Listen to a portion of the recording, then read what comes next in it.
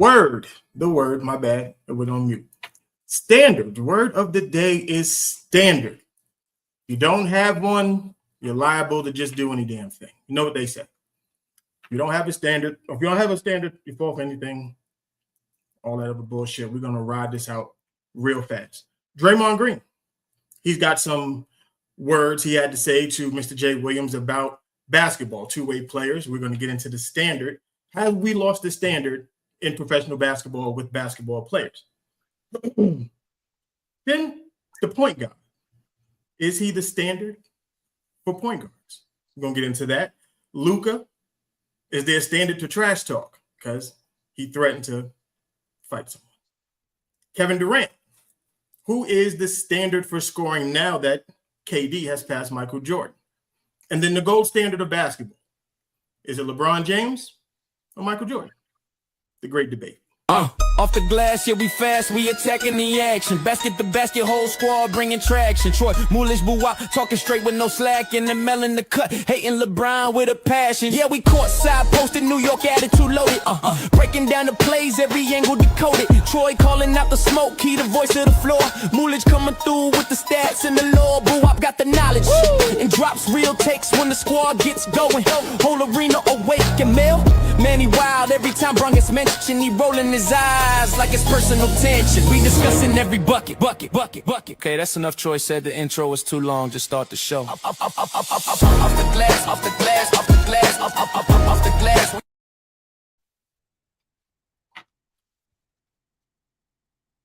Oh, you muted. You hit the button. Hit the button. I hit the button. Am I muted still? But hold on, the bubble was supposed to go off regardless because I did hit the button. But let me check my settings real quick.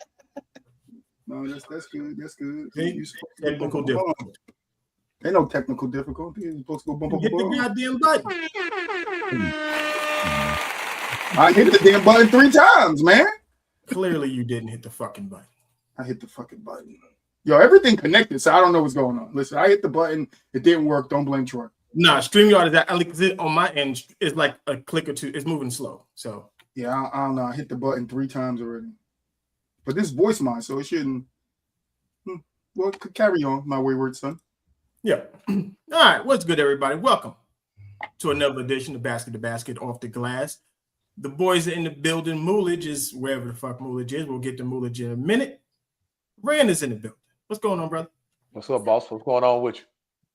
Nothing much. Same old, same old. My shit is lagging. I don't know what is going on here. A microwave.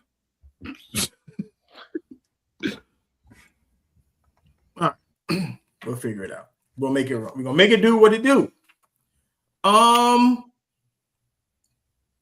We went through the word of the day, standard. You have to have a standard. Standards are very, very important. It's how we live life. If you're a parent, you have standards for your children. And vice versa. If you have work, there's standards. Standards are like guidelines.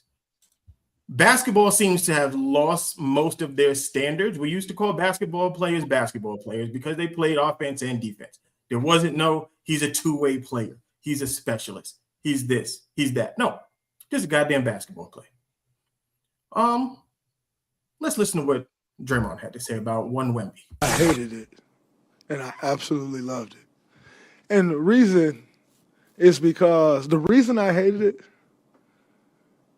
is because until Wemby said defense is 50% of the game, it was like, oh, man, no one realized that, right? Like no one realized that 50% of the game we play is on that end of the floor. So he comes out and makes this profound-ass statement, and it's like, oh, of course it is. And everybody's like, oh, man, he has a great point. Hello? You think? So I hated it because he had to do that for that to then be said. All of a sudden, you turn on TV and everybody's like, actually, maybe Wemby is the MVP. And I can agree with that. Maybe he is. But the fact that he has to come out and remind people, hey, y'all see what I do over there? It's like an indictment on the game of basketball. Well, you can blame egghead commissioner for that because we don't emphasize playing defense no more. When you watch games and the score is 157 to 155, How much defense do you think was being played? So let me get your guys' opinion on this. How do y'all feel about what Draymond said? Let's start with, I guess. All right, Rand. Go ahead, Rand.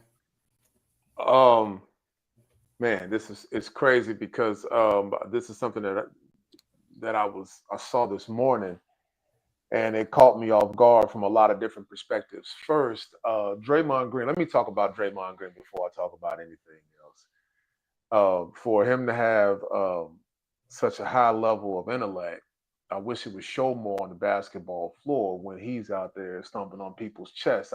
It's hard for him to be the voice that says, hey, man, well, we should have already known that when your antics indicate differently. Sometimes, and which leads to my next point, the messenger is important. Draymond saying that very same statement doesn't hit the same way because of the antics and who he is on the basketball court. Defense being the primary thing that he does. But when it comes to Wemby and that, Wemby is the best defender that I've ever seen in my lifetime. But that's my opinion. I believe he's the best defender that I have ever seen. I've never seen somebody 7'4" or over 7'2" be able to sit down, unlock the hips, play the shot, play the glass, block 3-pointers, lower team's field goal percentage by 20 points. He can easily lower their stats and metrics that says that he lowers field goal percentages when he's on the floor by 20 points. There are NBA teams who discard the layup. They drive to kick no matter what the situation is with him on the floor. So him saying that, I think it was him trying to lobby for the award. I think that Cade is the MVP of the league, though, regardless of what he says. Even with Cade being out, I think even with Cade being out, I think he should win that MVP. Well, I don't know that he will, but he would be my MVP vote because I think he's working with the least of the players that are in that space. That does not mean that Wemby is not in that space, but he is the defensive player of the year. That's for sure.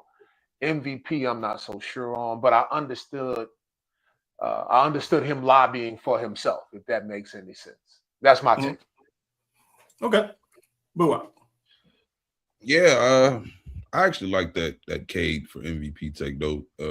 Was Cade over the last couple of weeks kind of fell out the discussion for the most part due to injury, I believe, but he is to me doing the most with the least. And does I conference think matter to you all or no?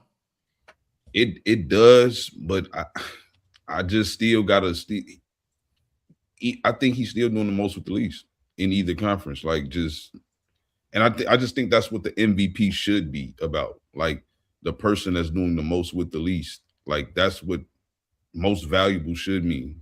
You know what I mean? Like, and because we see that Detroit team without Cade, it looks a mess. Like it does not look like they can put together a decent half-court setting consistently. Like they don't look like they can get up quality shots in a half-court set at all without Cade. So, but they got bright spots. The young kid Jenkins, he's solid though. Don't get me wrong, he's very solid. But we still know Detroit goes as far as Cade takes them. But I love what Wemby did though. I'm not I'm not so much in love with the Draymond shit because, like, bro, get that shit together in Golden State. Whatever y'all got going on in Golden State, it's like get that shit together first. Like you don't have no room to even be talking right now, bro. About that's that podcast shit that's going on with the NBA players when they currently they everything is content based and like I just think he went on a whole soliloquy. You feel me? For no reason. Like I'm not fucking with it, bro. But I love what Wemby did about, you know, saying the obvious. Like sometimes you just need to state the obvious again. Like defense is important because the MVP should be measured off of my impact towards my team. And if my impact is defense based or offense based, that should have some type of value and should be measured when we're talking about most valuable player. So Wemby just put that out there, like, ain't no way y'all would deny that I'm not the best defensive player in the league. but I'm also giving you 20 and 10. Like, he just putting that out there. Like, my impact speaks for itself. So yeah, again, I'm not in love with the Draymond thing, and I don't even know what that fucking mean. I hated it, but I loved it. Like, what the fuck does that mean, bro? Like, come on, bro. Like, Well, I think his hating it and loving it, it's just one of those things. It's basketball. He had to deal with the defense because he was playing against, so there's that. But then there's also, he's a defense guy. So he's going to trumpet a defense guy. Mm-hmm. You know what I mean? So, I mean, is Wemby the MVP? I guess he's top 5. You can say he's in the top 5 conversation. Right now he's second ranked on the ladder. It's probably gonna go to Shea if everything, unless it's one of them races where I do think they got to kind of play it out. I don't think people can just sit games out. I don't think it's locked. I don't think nobody has it completely locked up. Yeah, that's what I mean. Like, I think you're gonna have to play it out, like, and have some good games. There's about 8 or 9 games left for each team. They're gonna have to. It's gonna be a tight race because Wemby done crept up in this conversation, and don't let them just happily get the 1 seed. Like, things of that nature do matter to voters. Like, Wemby has the 1 seed now. Like, it'd be different. Yeah, right now they're 2 games back of OKC for the 1 seed. So we'll see what happens with that. What you think, Troy? So I was this coming from a guy. I'm gonna take it a little further than Rand. This coming from Draymond, a guy who just said earlier this week that he's not a dirty player. He's not a dirty player. He plays hard. No, that fucking nigga is dirty. I don't care what you talking about. I don't care. Punching a guy in the face on a spin around for no reason. Do a ballerina twirl, punching nigga in the face. I don't want to hear that. Anybody know accident. Ballerina is not a part of the game. For him to hit a twirl and then punch, the fake Joker in the face, Nikola, or whatever you want to call him out there. No, I'm not listening to him. Then he also punched one of his teammates in the face. I'm not listening to that guy. All right, I'm not listening to that guy at all. But MVP race, to me, it is close. It's not over yet. For me, it either goes to Shea or Wemby. I do agree with Wembanyama when he says, I play defense too. And I hear you, Buat, when you say the MVP should go to somebody that's on the team that's doing the most with the least. But what happens when that's a 6 seed, like when Russ won his? Again, I had no problem with Russ winning the MVP because it was Russ and what Russ was doing. But what if somebody is not doing that? They're doing what Cade did. If Cade was a 6 seed right now, what we say Cade should win the MVP? But then part of it is because they're on the seeding. I get it. The seeding. He wouldn't be doing the most with the least at that point. Like, he'll be just being a good player. But for him to but if every other team had more than him on top of him, right? You said who? Because I think if every team that's on top of him, 5, 4, 3, 2, and 1, had more pieces than him, would that not consider him doing more with less? No. I mean, that's what doing the most is. Cade, when Cade plays, they win, and Cade is the catalyst for. Well, they're on a winning streak right now without him too. Well, again, not with 72 I hear you on that too. But if you look at a shot chart, take a look at their shot charts. The shot changes. The team changes 100%. When he's on the floor, they get a ton of corner threes and wing threes. And he opens up a lot for them. And the rest of it is in the painted area. Mm-hmm. It's an indicator that if he doesn't, they're not winning a championship without him. Mm-hmm. Their center. Now, as much as I love Jalen Durant is 6'9" tops, right? He ain't much taller than me, and everything that he gets is in and around the bucket. The rest of the guys that they have on the team are just people. None of those guys are like, they're just, not to say that they're not. And this is I want to make sure that I say this the right way because that league is a hard league to play in. Look at Mayo. He loves it. He's spicy. Go ahead. Love it. That league is a hard league to play in. And the guys that are on that team are on that team for good reason. But those would not be considered upper echelon guys. Excuse me. I'm dropping off. They just niggas. It's okay. I'll stay up there. They definitely got some Jags on that team, man. There's definitely some Jags on that team. I'll say it for you. They rely on Cade to get them shots. Right. That's right. And that's what it is. And the role that I think you can put for stretches, like the kid Jenkins is playing really well, but when they gave the first night that they gave him that starting job, he stunk it up. And the next night he picked it up some. Now, it's one thing to play with fresh legs and you got a lot of, the scout ain't really out there on you. It's a whole nother thing to carry a team 60, 70 games with that thought process with everybody trying to stop you too. Yeah. And being one of the guys that they draft for. Like you have to draft a guard based on Cade, Shea, and Luka today. You don't draft, and this is a completely different conversation. And I guess when you guys have your draft show, we can talk about it. But that's one of the enigmas about this particular draft coming up. Who do you draft to be able to stop one of those guys? Not because they can score at the collegiate level, but who you gonna draft to stop Cade? Going back to Cade though, what he does for that group, man.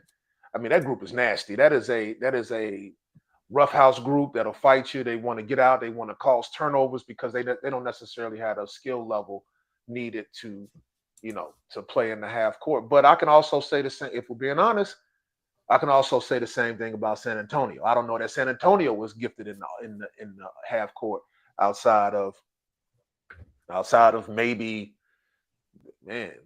Fox. You know what I'm saying? But the rest of those guys need to get out on the break and run and get a dunk and all the rest of that kind of stuff.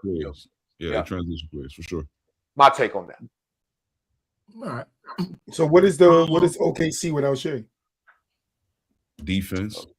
A lot of the same. I mean, all of those guys, those teams are all built in the same way. But I would tell you this: they have a slightly better talent. I think that the talent and the confidence is a lot higher for OKC. Isaiah Joe can make a shot. Wiggins can play. He can play one-on-one and make a shot. Yeah. Jalen can carry that offense, not the way that Shea can, but he can carry that offense for stretches. But that's what I was going to say. Don't you think the same thing we say about how Cade runs the Pistons is why a lot of those guys get off what they get off for OKC is because what Shea does and what Shea will able to do. Yeah, but the difference will be individually those guys are better.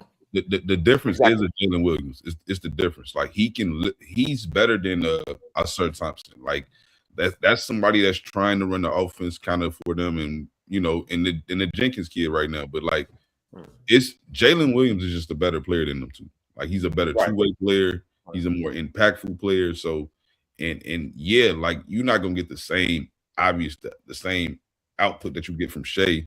But at stretches of games, he can run that offense for you and be legit and be a threat.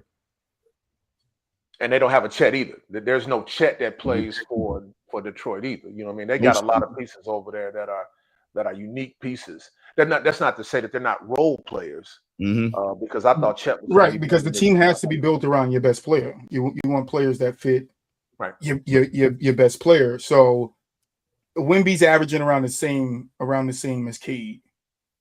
No, you're not. And yes, he is. They both averaging 24. Yep. They both had 24, 23. Okay, I'm looking at it right now. Okay. But I mean, it's hard for me. Like Wemby, I can give it to because he plays defense. He's averaging 3.1 blocks, 1.1 steals. I could probably see you giving him MVP. But Cade, I don't think at 24 points. Like 9 assists, 10 assists. 10 assists, 6 rebounds when Shea got 31.5 with 4.4 and 6 assists. And then Wemby's averaging 24, 11 and 3 with 3 blocks in the steal. But the MVP shouldn't be measured off of raw numbers when you're just looking at like those it's measured off of, like we had this conversation. I might look at it a little different, but for me, it's measured off who's the best player that year. Like I could say, arguably, you could say Westbrook was the best player of the year. He won at a 6 seed because he was averaging a triple-double. He had a career year, though. Arguably, you could say he was the best player that year. I would not say that. His triple-double. I said I don't think it's arguable that he was the best player in the world that year. He outperformed everybody else averaging the triple-double. I think he was more productive and more valuable to his team than anybody else, but that does not make you the best player in the world. So does Russ get it if he didn't average a triple-double that season? No. I think the only reason why the voters did something historic, something that has not been done in 50 years. I do believe that's part of why he won, for sure. And that again don't make you the best player in the world. Being the most productive player does not make you the best player in the world. I didn't say the best player in the world. Yeah, but he didn't have We the gonna get best. to that. He didn't have the best season. I said we're gonna get to that bullshit. That award historically, not every year, but historically has gone to the guy that has influenced his team the most that particular year, and the narrative, which is one of the reasons that I have a problem with the voters. The voters should be basketball people, not media pundits that get to influence the space, because then you get to draw narratives. You get to paint the picture as to why this player should be there. That's where I'm out on the idea. I don't believe that if it was about the best player, Troy, then I think that Mike would have won it 11 times. 8 years in a row. You know what I'm saying? That's true, but we know that don't happen because of voter fatigue. But when we say again, Larry Bird that was, goes back to the idea of narrative. So that means that right. we're not voting for we're not voting for the best player. I think narrative definitely plays a heavy part in it, 100%. But that's why I say for me, it will go to, and that's just for me, the best player of that season that carried his team to the best position they can. Now, can you have that argument for Cade this year? Yeah, that number 1 seed. And we don't think they're going to win a championship without him. But I can also say that about Shea. If you take Shea away, I don't think that Thunder, with how good those role players are, or the people behind him, I don't think they win a championship without him. So who's actually more a little bit further, though? I think that they can get a little bit further than Detroit. Could, depending on who they play. Depending on who they play. No, but I get it. The Pistons a whole year without Cade, lottery team. The Thunder without the whole season without Shea, maybe in the play-in. Maybe in the play. They're playing. They ain't no maybe. They in the play-in. Maybe it depends. I guarantee they in the play-in. It depends because you have different guys that the roles for some of those other guys change, and they're good enough to do that. Like right. They don't. Yeah, we're in Detroit, bro. That shit not happening. I promise they play tough. Alex Caruso is one of the best role players of this era. 100%. Like clearly one of the best defenders. I don't know where he fits at, but he's definitely a top role player because of what he does on both ends of the floor. Yeah, and that's he gives you some scoring, but he's gonna give you a lot of defense. But that's more important in the regular season. Like a team that has a defensive identity in the regular season can get further, like than a team that has an offensive identity and they lose their best offensive player. Like a don't the Pistons have a defensive identity? That's why they're able to still kind of weather the storm without Cade. Because they still have an identity. They still play tough defense.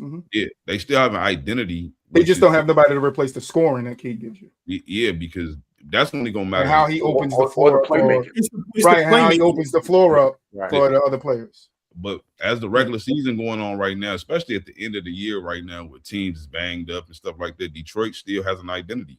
They'll still be able to weather the storm, but they'll get exposed in the playoffs without Cade easily.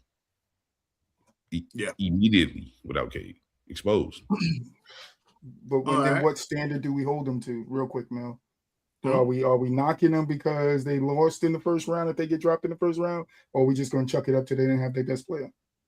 You would have to chuck it up. You got to chuck it up to not having Cade. Yeah. And that, I think, makes him the most valuable player in the league this year. That's why I say that they don't have a chance. Now, again, like I think that, and this is just my personal opinion, when it comes to Wemby, I think that offensively there's a lot of Barnum and Bailey circus that happens with him. I think he's allowed to do a little bit too much on the offensive end. The 3-point percentage, like he goes stretches where he's like shooting 25%, or the numbers, the numbers are not for the size that he is. There's a lot of excuses made as to why he's not focusing in on simplifying the game and mastering one portion of the game. Being the greatest player to ever play the game does not mean that you have to do everything on the basketball court. He right now is trying to do everything, and he's going to burn himself out while they're trying to preserve him.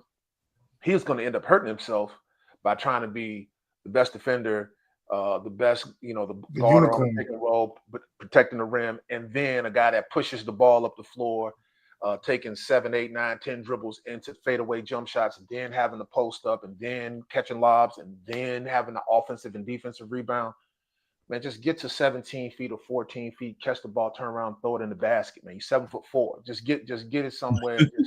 you can simplify the game, and instead of him shooting 50% from the field, he can shoot 65% from the field and average more points, and then his team is a lot more effective. Now, that does not mean that they won't win a championship with him doing it this way, because what they have this year, in my opinion, is what Oklahoma City had last year on steroids. They went and got all of the same type of players. They're just bigger and stronger and faster for the most part.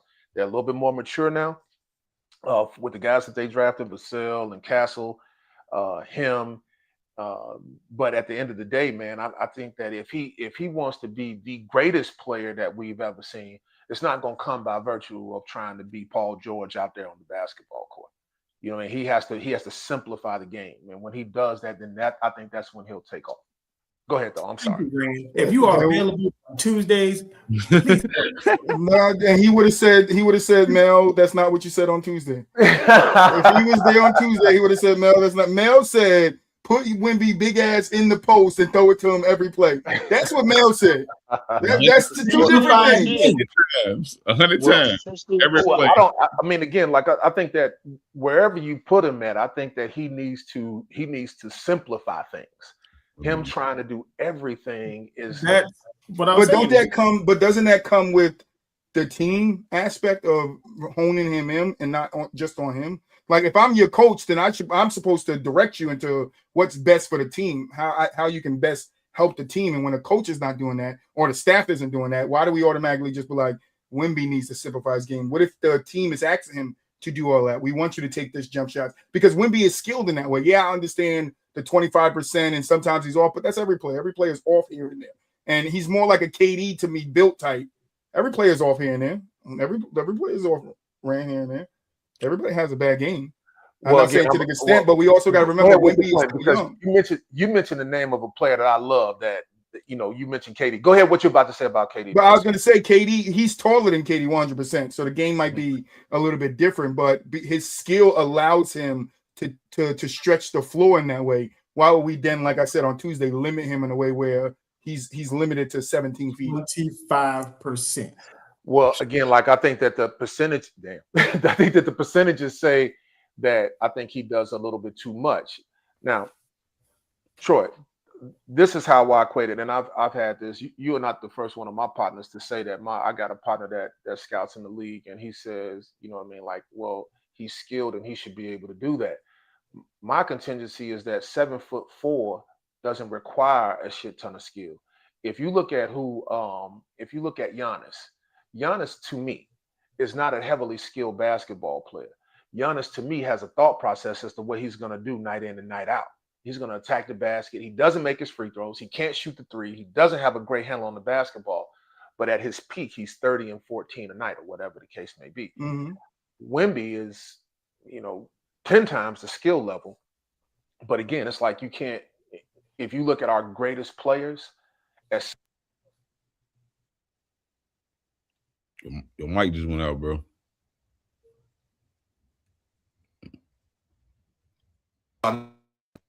Okay, we good or no? Yep. Yeah, we can hear you. All right, cool. My bad. But I've been shooting a whole nother piece of content with the mic, so I apologize. But no, it's all good. Where was I at? Our greatest players, right? Mm-hmm. Troy, take a look at this when you get a minute. Our greatest players, year 3, like when they're our greatest players, they get a spike that's up to 30 plus and 10 plus rebounds, that or 8, 9, 10, 11 plus assists for all of the guys that we consider to be our greatest players.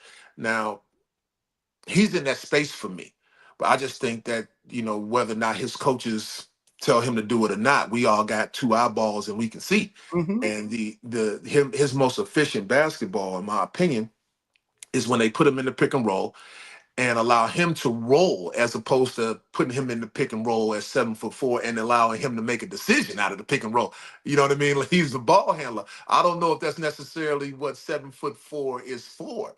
Whereas on the defensive end of the floor, we see the dominance because he's 7'4" with our own 2 eyes, and it shows in the numbers. Whereas on the offensive side, if he's as skilled as he say he is, or if he's KD skilled, KD led the league in scoring 4 times. KD led the league in scoring, shooting less shots than his teammate one year. KD has damn near every team that he's been on. Every team that he's been on that I've seen him play on, he's led that team in scoring, with the exception of maybe Golden State. Golden State. You know what I'm saying? And both of those guys averaged 26, if I'm not mistaken. You know what I mean? They were right there with each other. It was like So 26.2, 26.8. there you go. So again, like outside of that, man, and even then he was still a go-to guy for that group. So I'm with you in what you're saying about the talent level. But at some point, the talent can turn into underachieving too. And I don't know that that's necessarily going to be the situation with him, but I would love to see him just simplify things just a tad bit, man. And because if we got Giannis and if we got Jokic and if we got Joel, if they can all get 30, nigga. He's supposed to be better than all of those guys. You know what I mean? Like, so, my point. And I was trying to say. So I don't want to carry it on too long, but so I agree with what you said, right? Simplifying the game for Wemby can help him succeed in the future.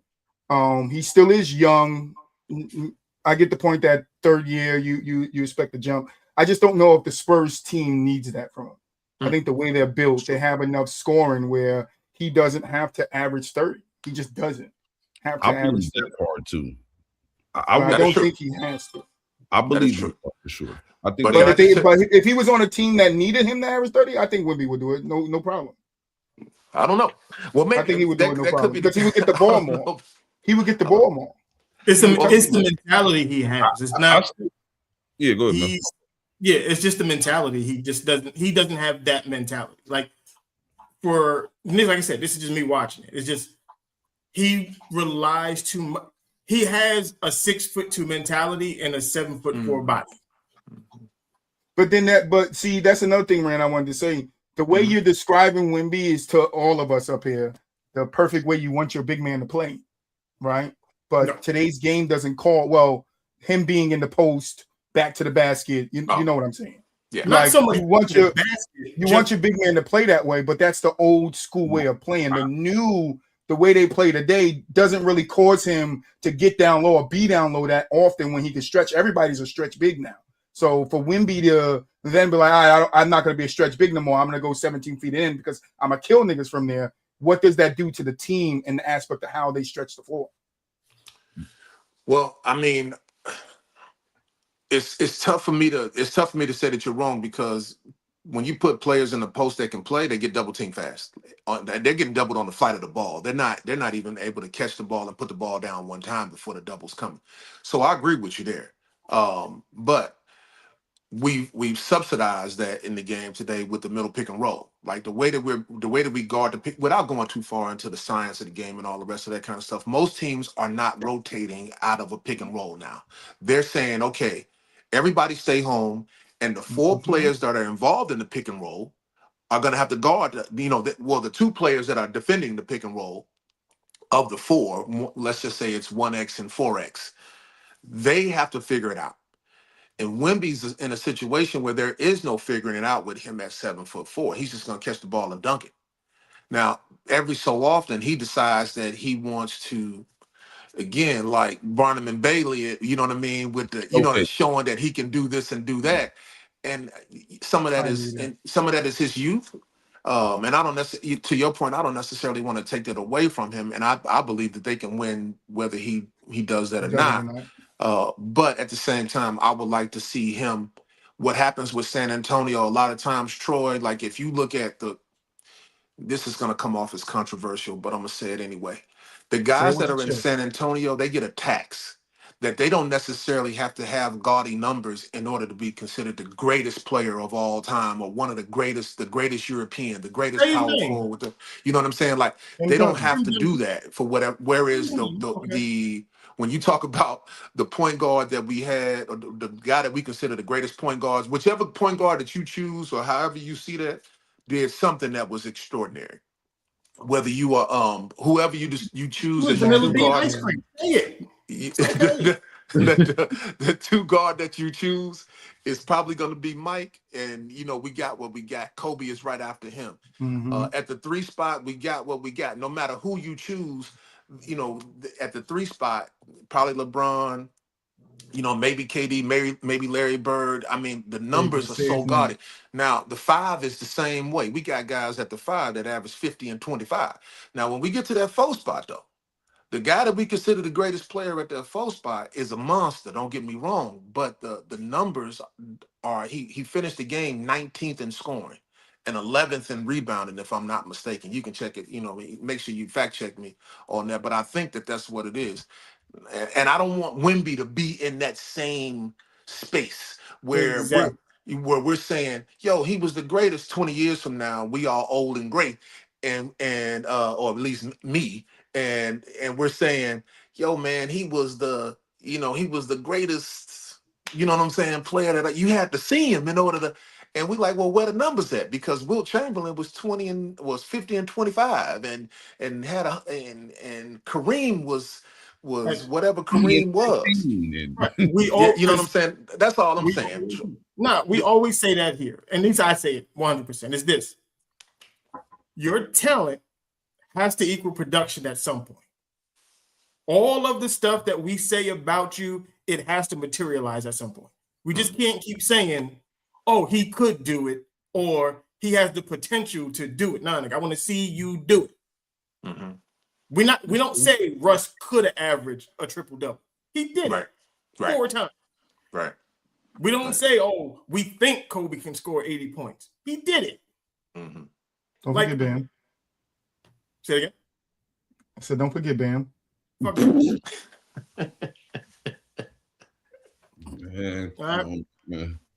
So, with Wemby, we can call him the alien. We can call him all of those things. But there's got to be a point when the alien got to show up. No, and I feel that way about Kevin Durant to some degree. Like, I feel like why he ain't had a 35-point season yet. It's like as great of a score. We're gonna get the KD. But then that's one thing. He had another guy when he spent most of his career, and then went to a team with another guy who could do a bulk load of the scoring, sharing and scoring. You could want all you want. A fact is a fact. Okay, we'll get into it. You got Russ there, and then you go and play with Curry. I don't need to average 35. I don't need to do that. We'll get into it. And one thing about Tim Duncan is considered one of the best power forwards because of the accolades that he's the best because of the accolades that he accumulated. Yes. And he's 5th in blocking, 6th in rebounds, 14th in scoring, but 1st in NBA double doubles. Like games played, he's 12 tied. All NBA selections, he's tied with 15, and he has the most defensive selections in NBA. So all those things accumulated will make him the best. His points that he averaged, it gets pushed to the back because he was so great averaging this little. He was able to accumulate this. They put him up there. You don't need to average all of these points. It would be great to see it. I'm with you, Rand. I'm with you, Mel. It'd be great to see Wemby average 45 on niggas' heads in the paint. It would be great to see it.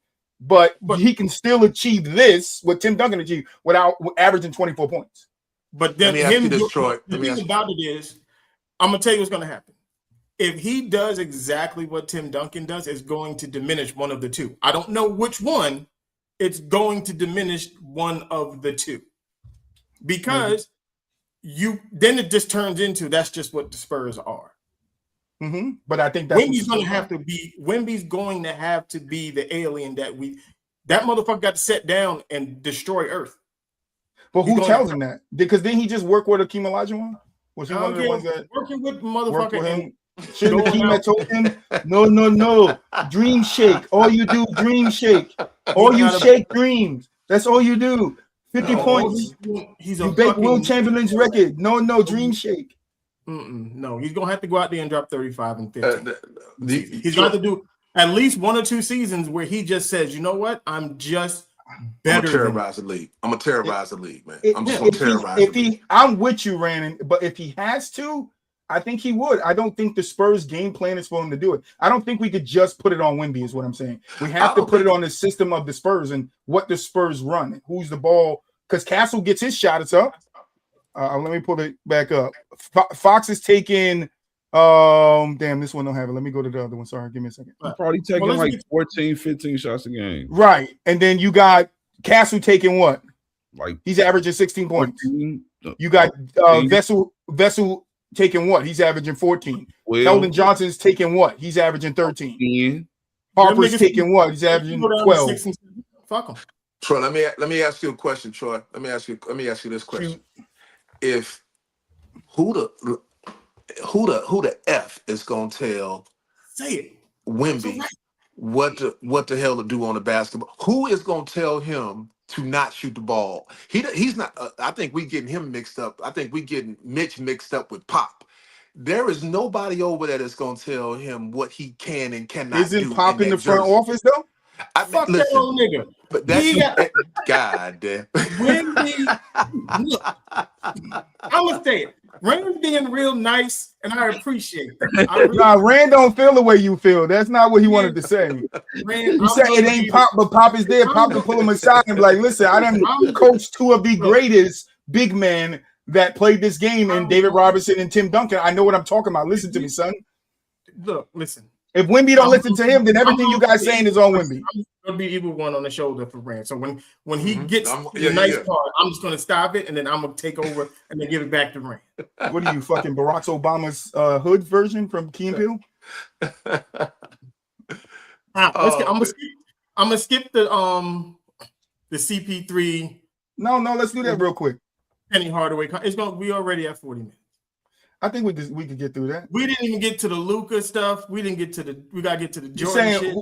Fully healthy, who you got? That's a quick pick, and that's it. That's not quick. It's gonna turn into something. You're the host, man. You want all right. You're the host, man. You're the host. Host the show. Do what you want. I was ready to pick. This sparked the whole thing. This was because Boo-Wop was here because they was arguing me and Boo-Wop about something. So, all right, fully healthy, CP3, Penny Hardaway. Who you take? Who's going first? Fully healthy. Penny. Yeah, I was gonna say, give me Penny. You keep the ghost of Mulich. Yeah, the I've been ghost trying of to put Mulich. you up, and you keep dipping. You gotta keep that nigga the ghost of Mood. That's the only way his phone works. Yeah, I'm taking Penny. I think Penny fully healthy at his peak was probably a better. Well, yeah, he was a better point guard than CP. I don't. Well, Dan, that's a loaded question for me. I think that if you saying, okay, who's the better point guard? Or are you saying player? The better player is Penny. It ain't even close. The better player was Penny. Okay, yeah, Penny. The better point guard. CP. Yeah, I'm not saying this is why I'm taking no career. Take the career out of it. Oh, you're just saying as players, fully healthy. Yeah, give me Penny. As a player, Penny. Yeah, Penny. Yeah, give me Penny. Easy work. Give me Penny. Penny is easy work for me. Give me Penny and Shaq. Okay, because I watched Tim Hardaway on their podcast, and a lot of them took they took CP3, and Tim Hardaway lost his shit. Yeah, no. Yeah, I would have lost my shit too. No, because I don't think people really don't. It's hard if you didn't watch Penny Hardaway, you don't know. But I think it might be because people got a bigger sample size of CP3 than what they got a Penny. Like people, okay. The way I explain to people if you watch Shea today, just put Shea on steroids. That's Anthony Hardaway. I don't agree with that. and about 2 inches taller. Yeah, I don't agree with that. I don't know if he's Shea, but I get what you're saying now. No, I said Shea is Anthony Hardaway is Shea on steroids. Like he's nuts. Like before them knees went out on him. So are you saying prime P is better than prime Shea? Yes. Yeah. Yes. Oh man, all right, man. This is the Penny shit I can't do, bro. I can't do this shit with Penny, bro. I just can't do it. No way you're telling me that. No way. Okay. This is why I said no way. I want to skip it. It's gonna be a whole nother thing. Listen. And far as gotta guess, man. Far as Chris Paul, I do agree that, yes, he's a better player because we know at that height, at Chris Paul, it's hard to be the best player. I think Penny could have been the best player on the championship team because we know how unique you have to be at the point guard position to win as the best player on your team. You have to be what he was, which is a version of a Magic Johnson, 6'7", 6'8", point guard that can do everything. He was that. That's not Chris Paul. In terms of point guard play, though, I actually believe if Chris Paul was on that Magic team instead of Penny Hardaway, they would have beat Hakeem, though. I do believe that. I think they would have got into better sets. I think Chris Paul would have ran a better half-court offense than Penny Hardaway. I believe that. Yeah. All right, we're gonna have to revisit it because this is like another 30 minutes if we keep going on this shit.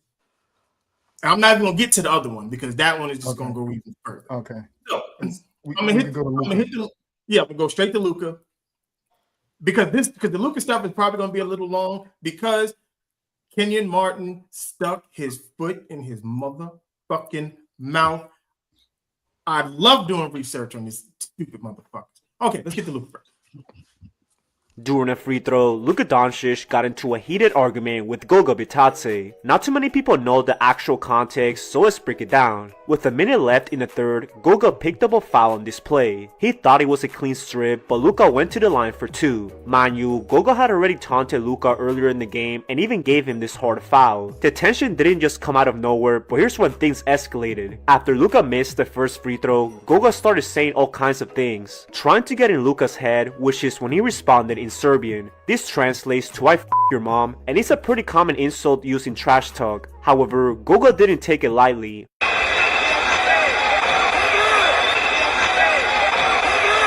Now, this actually translates to "I f*** your whole family." At this point, Luka thought he went too far and immediately let the refs know.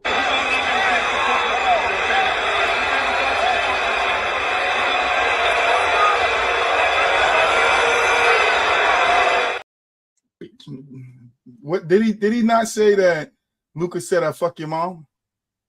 Yeah. This is why I don't think a lot of people saw that part. And then because I read it, we talked about it at the end of the show that you bounced on Tuesday. I read it. I didn't need to see a video. I read it.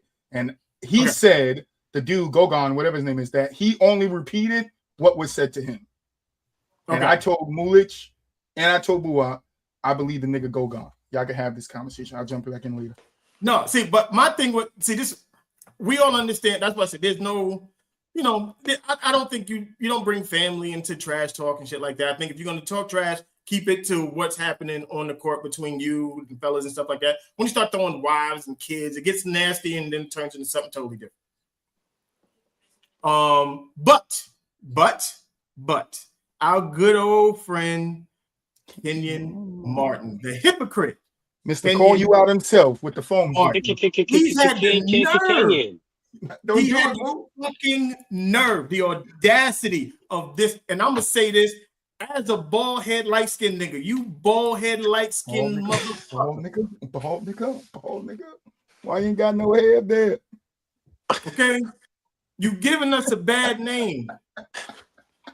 Bad name. Listen to this, please. I'm going to watch everybody's face as he talks. Listen, that's some international beef. We ain't got nothing to do with this. We got enough shit. What's the kind of card that you can use, like, if a white person get on your nerves, you can pull your card out and be like, you pull your Serbian card out? He called me a nigga. That's that go-to trigger word that people try to go to when you, and so I guess in this instance, like my family, he says. Luka dealing with some family situations. Man, you gotta understand, Luka going through some shit with his family too, so that kind of trigger, he already on the edge. They talking about fucking his family and shit. They don't speak the same language. Oh, they know though. They met in the middle. Oh no, they know them cuss words though. They met like everybody. They met cuss words, but he said gonna so what's family is, so you understand that in a different language as well? So he speak Georgian, wherever he's from? What are the languages Croatia, that Luka speaks? Serbia, Serbian, Slovenian, Spanish and English. Yeah. So there's no Russian or what? No, but he said it in Serbian. It sounds like a bunch of bullshit to me. This is tough Kenyon talking, right? If you're so bothered by what the other person is saying in the moment and it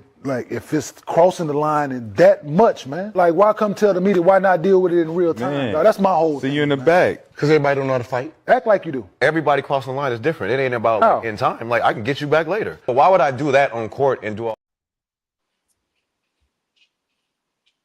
You got another video you want to show us of Kenyon putting his foot in his mouth? Because I didn't see it. Oh, he was listening. I was listening. I watched the clip already. Clearly, you wasn't listening. The Georginian? No. Well, that was part of it. Listen, that's some international beef. We ain't got nothing to do with this. We got enough shit. What's the kind of card that you can use, like if a white person get on your nerves, you can pull your card out and be like, Did you pull your Serbian card out? Call me a nigga. That's that go-to trigger word that people try to go to when you, and so I guess in this instance, like my family, he says. Luka dealing with some family situations. Man, you gotta understand, Luka going through some shit with his family too, so that kind of trigger. He already on the edge. They talking about fucking his family and shit. They don't speak the same language. Oh, they know though. They met in the middle. Oh no, they know them cuss words though. They met like everybody. they met But cuss words, but he said gonna so what's family is, so you understand that in a different language as well? So he speak Georgian, Yeah. wherever he's from? What are the languages that Luka Croatia, speaks? Serbia, Serbian, Slovenian, yeah, Spanish, and English. Yeah. So there's no Russian or what? No, but he said it in Serbian. It sounds like a bunch of bullshit to me. This is tough Kenyon talking, right? If you're so bothered by what the other person is saying in the moment, and it like if it's crossing the line and that much, man, like why come tell the media? Why not deal with it in real time? Man, Dog, that's my whole see thing. you in the back. I got you. Aren't you the same nigga? I got you now. Broadcast, you pulled the motherfucker out after 3 weeks. He didn't see the video, Mel. No, he saw it 3 weeks ago. No, he didn't watch it then. Yes, he did. He said he did. I know he did. Now he watched it before the show. Fucking hate these dumb motherfuckers that be in front of cameras. They forget what they do just yesterday. They forget it. All of a sudden, if you were that bothered, you deal with that in real time. Nigga, you sat on it for 3 weeks. 3 weeks. I can't defend you. Then you're gonna say, don't come to the media. You pulled the nigga out on the podcast. You are the media in that aspect. Bruh, like, what are you talking about? This is so ignorant. I hate these motherfuckers. I hate all of them. I mean, I do get what he was saying. Like in that moment, just talking about that situation.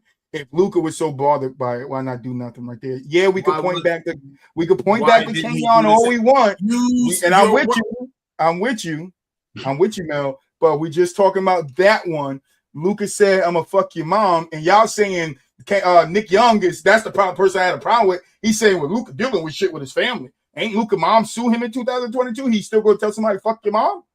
But I can't then say, "Hey, you gonna fuck my mom? Okay, I'm gonna fuck your whole family." I can't say that back. I didn't say nothing. All I said was, I said leave family and wives and I'm with you. He should never. Luka should have never said, "I'm gonna fuck your mom," and he would have never replied with, "I'm gonna fuck your family."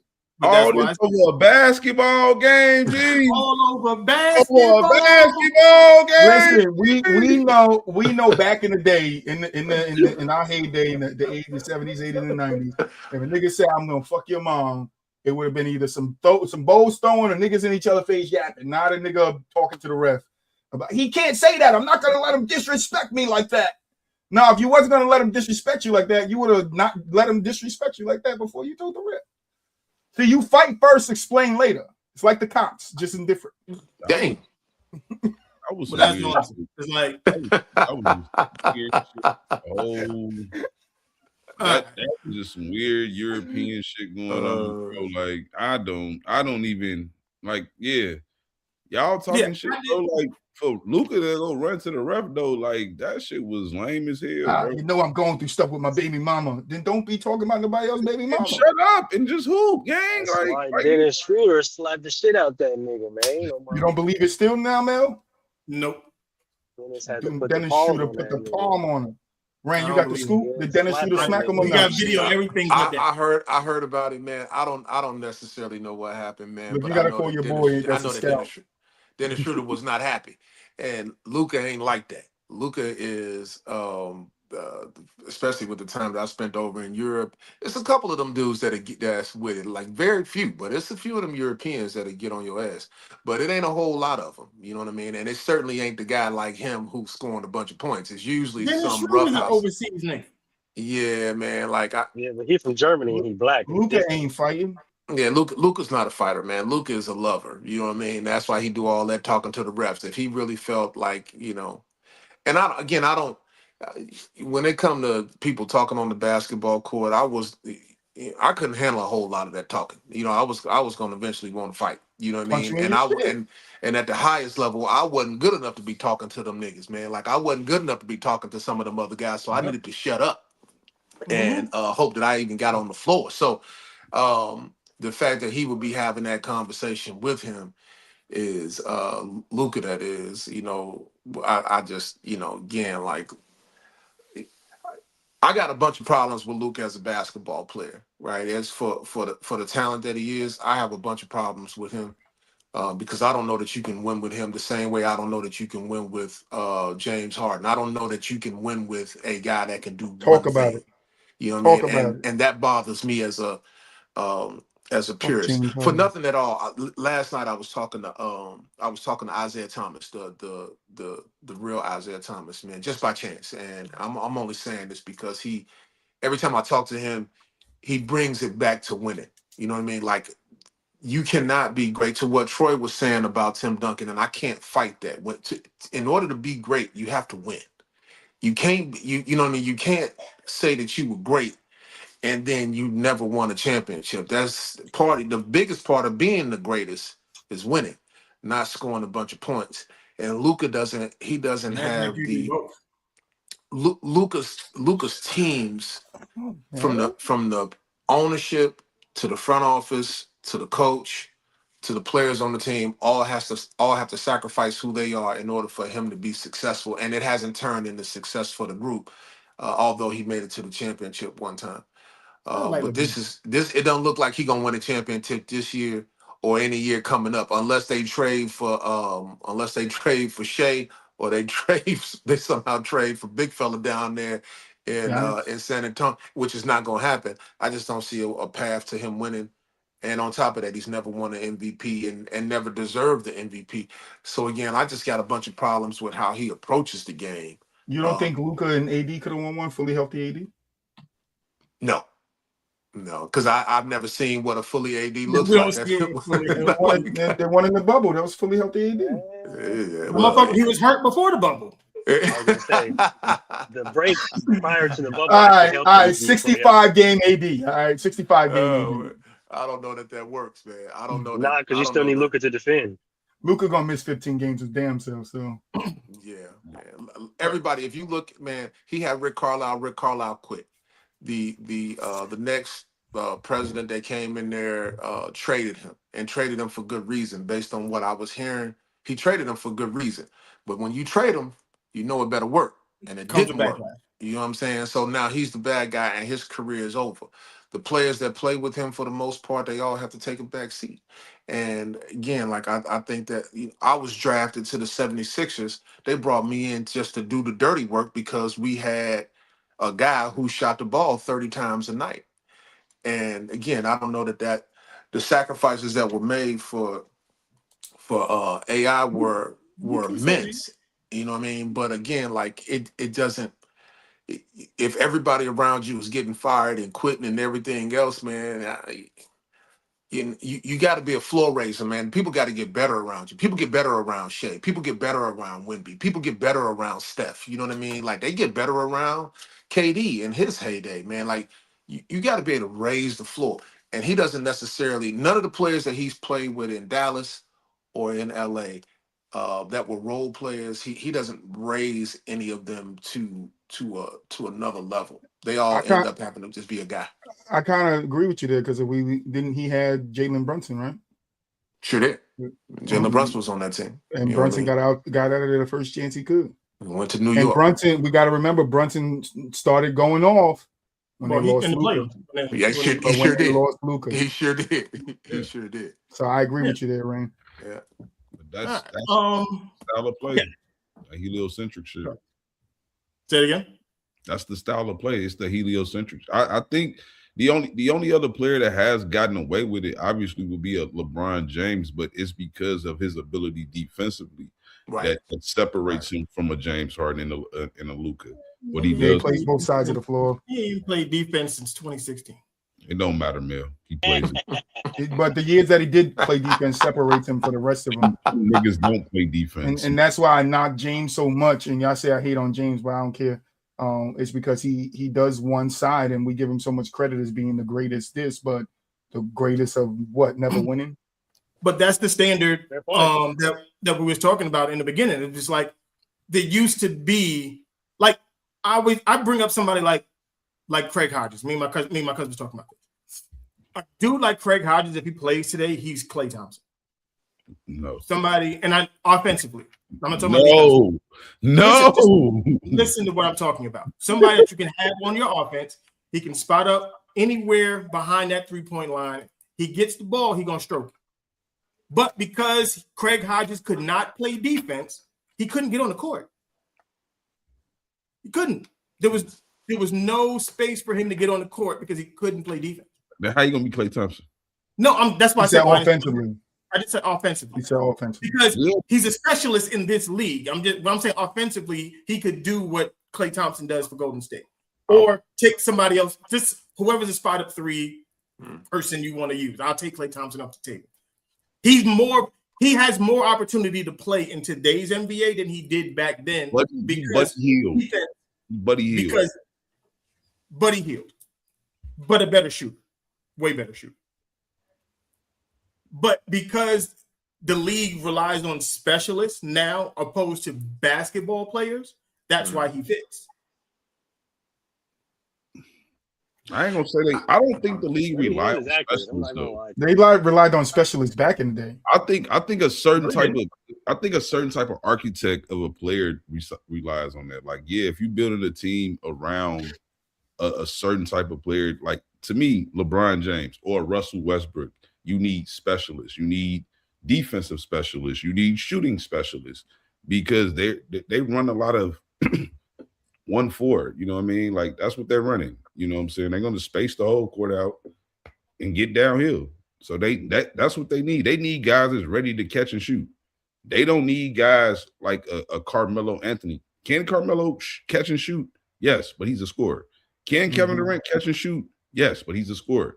That's not a guy you just stand in the fucking corner. That's a guy that needs to actually be. You need to be playing through them type of guys when you're playing with that type of player. But the difference is 80s, 90s basketball, early 2000s basketball, teams looked different. You had the triangle, you had the motion offense, you had these different types of offenses. 9 seconds where guys, you didn't just tell LeBron, go handle the ball. You didn't tell James Harden, we're going to run it through you. There was an offense set in place. Mm-hmm. You know what I'm saying? Where, like, what did James Harden do in 94, 95? What does James Harden do? He can't pound the ball into the ground. They wouldn't allow you to do that. No, they wouldn't. But James Harden also shown flashes before he became this player we know him to be. Like before the D'Antoni days, like James Harden under Kevin McHale was a very versatile scorer. He used to get to the bucket a lot and shoot a lot of mid-range jump shots. Until he learned that motherfucking double stuff step back. It's hard to remember, but like when he first got to Houston, he was a very versatile scorer. He wasn't a guy that was just three and, you know what I'm saying, step back and all that. He step back. He was doing the Euro step, which we known him to like kind of bring to the 2010s era. He was one of the guys doing that move. Like now he doing the double Euro step. I mean, but let me ask you this: how many players around James got better? James, in general, on offense, there's two ways that you create offense. You either create it off the catch or off the dribble, right? Mm-hmm. You know what I mean? He can only do one of the things that's dope about Kyrie and KD is that they can play off the ball as well as they can play on the ball. Mm-hmm. James and James, LeBron, and Luka, they need to have the ball, which means that everybody else has to become they F up the rest of the game for everybody. Like the The power forward has to then play center. The point guard then has to play shooting guard. Have you ever noticed that LeBron has never had a point guard that was really good? And if he did, they looked really bad with him. You know what I'm saying? Like if he had a guy that played point guard, he looked awful with LeBron. Yes. James had multiple players come down there and try to fit in with him in Houston. It never worked because he needs to rub all the leather off the ball before he shoots it. You know what I'm saying? And then they got blank. And then when it goes awry, he quits on the whole team. And that's for me again, like if we're I can't help, and this is something that I was talking to Isaiah about as well.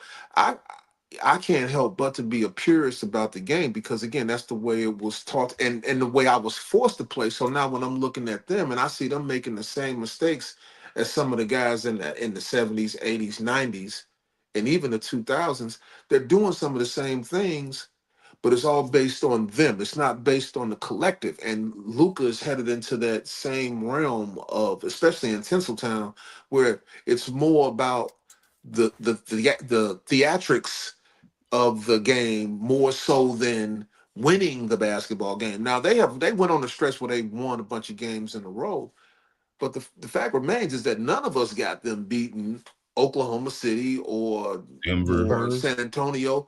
I don't even know that they could beat Minnesota or Denver in a series, let alone. I got Houston beating them too. That might be an impossibility for them to get past Houston. So again, like Luka, to the original point, man, Luka gets on my nerves as a basketball player, although he's a magician with the ball. And all them tough ass threes and high degree, you don't get a 9.8 because you shot a jump shot with two people and if they don't, nobody. That fucking one hand stupid always leaning back with it. That shit watching the game the other day. I'm like, why does he keep doing this shit? Right. Looking for the foul off of it. Right. And it looks good. I mean, to the layman, it looks like a great play. But nobody's noticed that the other four people did not touch the basketball. Now when you pass it to them, it's a foreign object. And then now you want them to make a shot. And it's like, damn, dog, I ain't touched the ball the last 4 times. Iman Shepard said that. That motherfucker like hot potato. Like, Iman Shepard said that too. Yeah. So, again. The only sport that you get style points is the fucking Olympics when you're on the gymnastics, nigga. Like that's the only time you get style points. Exactly. Other than that, the game has to be fluid. They don't make the game fluid for the other 4 guys on there. Exactly. And it's stuck. Exactly. I agree. I'm happy somebody got up here and said the same thing I've been saying about James Harden. But we already knew that, but I still think you still harsh on him because we talk about relative to all-time rankings, you still be a little bit too harsh on him. His failures gotta get counted into it. I don't care.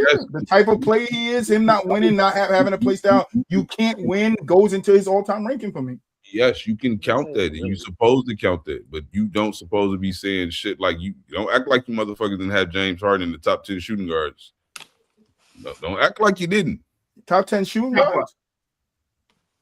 Top what? Who, me?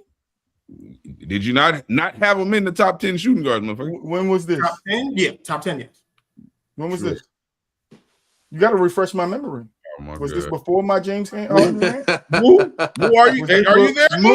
Moo, was this before my James Harden wins or after? Manu Ginobili over James Harden. I was gonna say, because that sounds like something I do. I ain't gonna hold you. Shit, I ain't even gonna deny it. Oh, yeah. I ain't even gonna deny that shit. Was I not going for Jamano Ginobili over James Harden? I did that shit, nigga. I ain't gonna hold you. I was putting Jamano over James Harden. I was, right? The fact that you called him Jamano is crazy. That's right, Jamano, nigga. Y'all niggas know I'm the king of fucking up names. Listen, you just missed the episode. I just cut the video. Listen, send it over to Mr. Fuck his name up. I will fuck a name up. All right? Listen, blame my mama. I will fuck a name up, okay? But yeah, I'll take Manu over James Harden every day.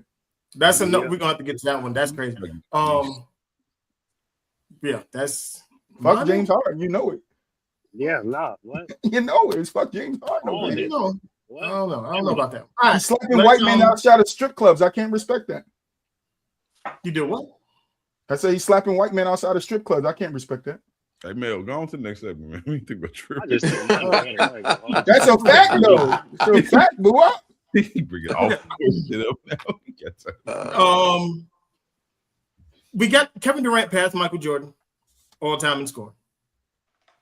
Bleacher Report put out a goofy list of the top 20 scorers in NBA history all time, whatever the fuck it was. The list was retarded, so we're not going to go there.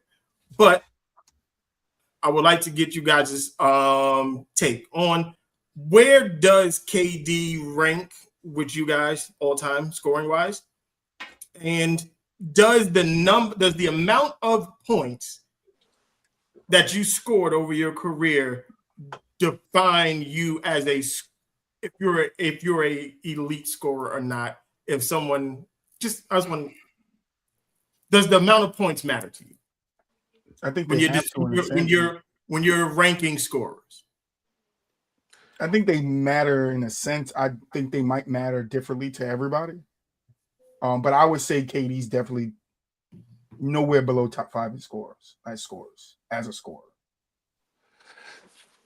I think that there's the cumulative number is the number, right? So if you know LeBron is the all-time leading scorer in the NBA, but he's not a better scorer than Kevin Durant of the basketball. He's not a better scorer of the basketball. Kevin Durant, I believe, I look more at the PPG piece. I think he's like 4th on the list in terms of PPG, right? Now, yeah. So again, like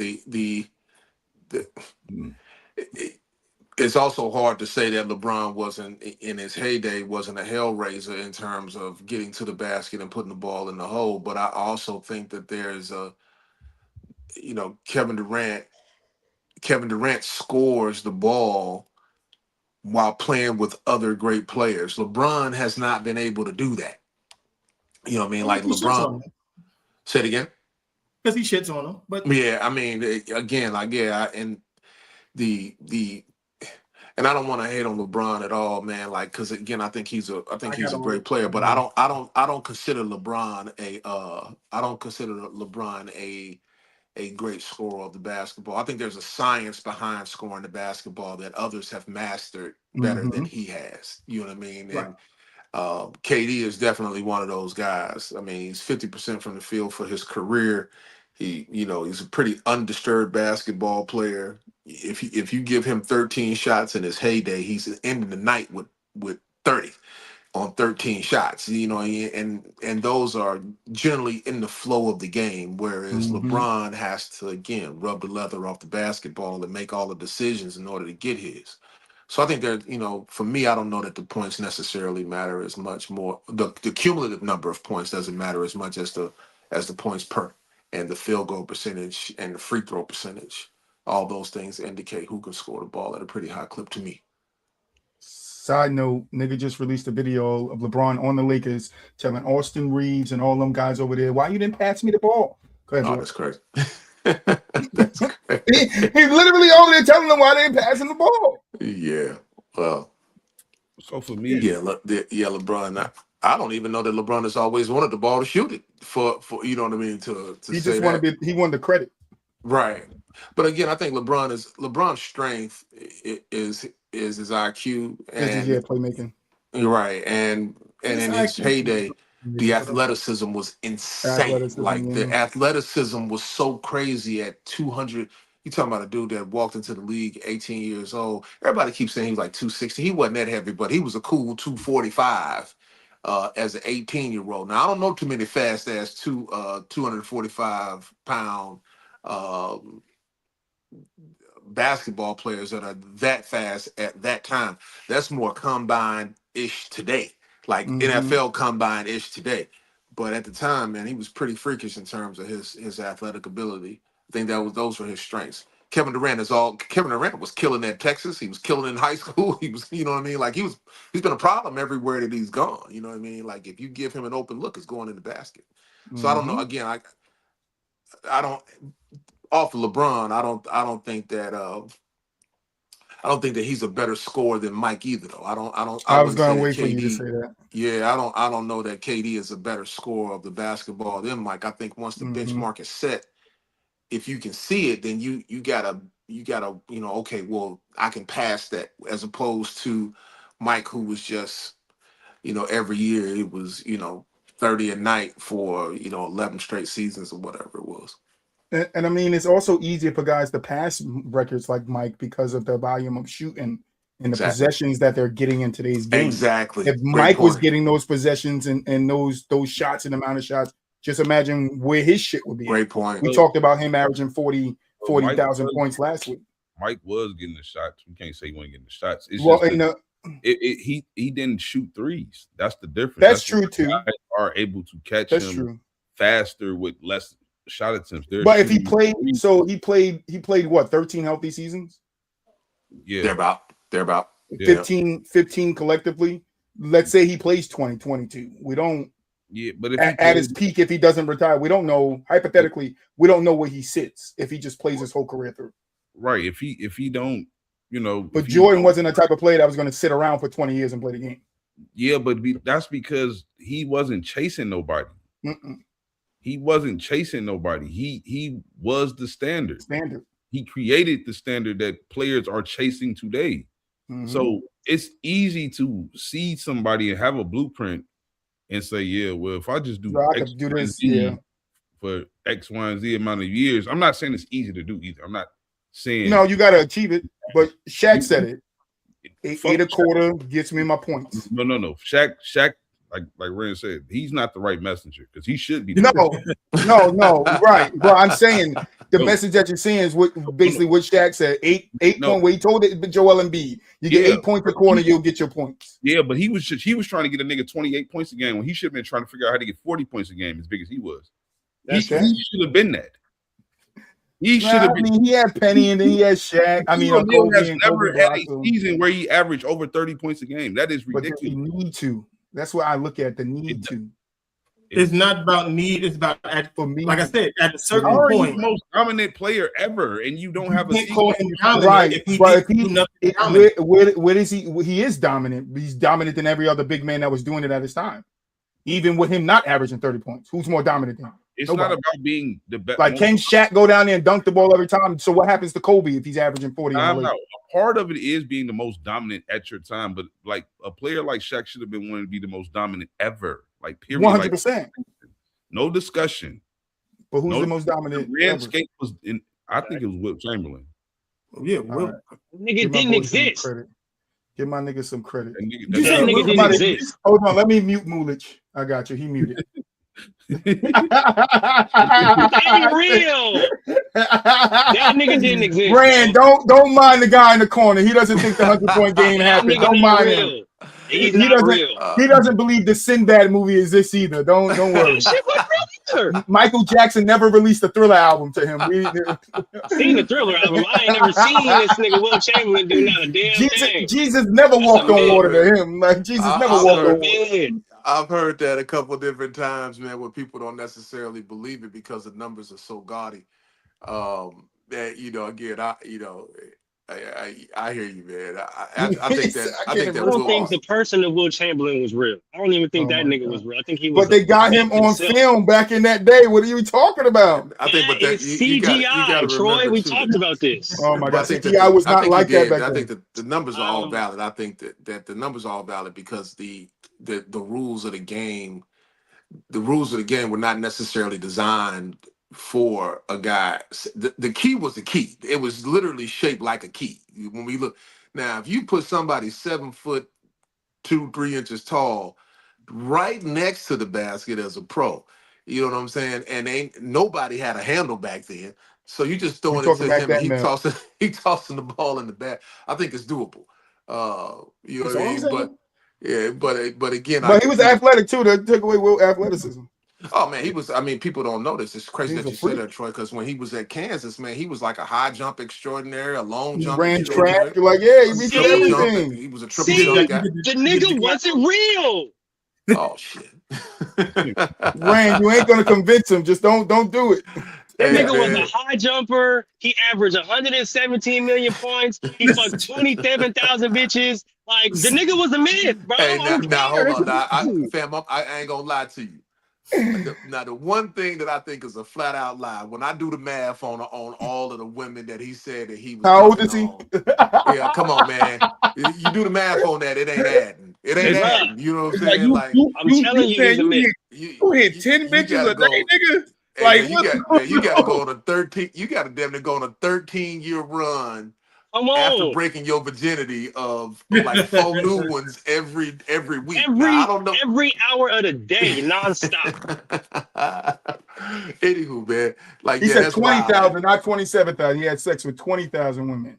It just, I mean, that he, you know, you can sometimes that's you can do too much, man. 19,999. But they said using a diary to track partners, many contemporaries, including Shaq, deem this number massively aggressive, designed for shot value. yeah, that's just no. Shaq said, "Listen, I'm the same as him. I wasn't tearing it up like that. If it wasn't me, it wasn't him." If he did that, Troy, Shaq said, "I'd have had sex with Superhead." If you got how you end up, you telling me that this was like the 1950s, 60s, and 70s? Where his kids at? I was just about to say that. Nigga, he used contraceptive. Either he got a kid somewhere, or he could have got his nigga snipped. Stop playing with him. Or he got old school VD. You know what I'm saying? He got the old school. How you get rid of that, Rand? How you get rid of that one, Rand? Hey, listen. He got to go to the Amazon forest. He got to go to the Amazon forest. Mercury down. Actually, you know what I mean? Actually, we found 2 of his kids. Maybe that's one of the reasons that he checked out. I don't know. But I know for certain, man, that, you know, you're going to end up with one of them two. You're going to end up burning, or you're going to end up with at least 14, 15 kids. You know, I found 2 of them. Nah, he made them niggas sign the NDA is like LeBron. You can't say no. Well, Spencer Dinwiddie and Otto Porter Jr. I'm waiting on that. Those are his? Spencer Dinwiddie, look at Spencer Dinwiddie's face and tell me he don't look like Will Chamberlain. And then Otto Will Chamberlain Jr. I'm telling you right now, both them little niggas is that nigga, bro. Them is baby Wills. Hey, Mulich, I got some sad news for you. Shout out to the Bay Area. Mulich, I got some sad news for you. You're actually Will Chamberlain's son too. I wouldn't doubt it. We all got a little piece of Wilt in our DNA, nigga. He was out here busting it. Tell that nigga give me credit for the 100-point game. Niggas on Ancestry.com. I'm related to Wilt. Yeah. Nah, your mother just swallowed. Go ahead, man. That's my great partner. Did you just do that? Partner side. And I'm taking the time, Steve. Oh my God. Okay. Let's get to the meat and potatoes. We dragged this motherfucker all the way to the bitter ends. Okay. This ain't really got to be that long or drawn out thing. I was hoping Johnny and them would jump on. I tagged them, see if they're going to come through. They didn't come through. Of course, they bitched up. So again, I'm going to look into this camera. I'm going to issue yet another challenge to you niggas. Our platform, your platform, don't matter. Stop being a weenie. Stop being a weenie. Don't be a Wilt and not exist. Yeah. Pull up. We're going to debate this one day or another. We got to have it. Or don't. You got it. WAP don't care. WAP said he don't give a fuck. Of course we do. We care a lot. I'm glad I didn't bring up none of my Isaiah Thomas stuff. Now that you're here, I didn't want to do that. So that works. Appreciate it. I got a question. Next time you talk to this nigga Z, tell that nigga stop hating on this nigga Mike, bro. Do something else with your time and your life. He was telling Rand. He's like, let me tell you, the reason why I keep talking about this guy on ESPN is because he didn't invite me to the All-Star game. He didn't want me on the U.S. team. I'm gonna go out on the limb. He made some. He was talking about that every time I talk to him. That comes up, but the one thing that there's a couple things that he said. Well, let me not even lie. There's a whole lot of things that he said. We know it was a whole lot. You ain't gotta tell us. Let me tell you this. He says that he's always willing to have a conversation about Mike because he beat Mike. You know what I mean? He beat Mike, and I think that the sore spot, and this will bother me too. This will bother any of us. that 92 Dream Team thing, I think is a sore spot for him.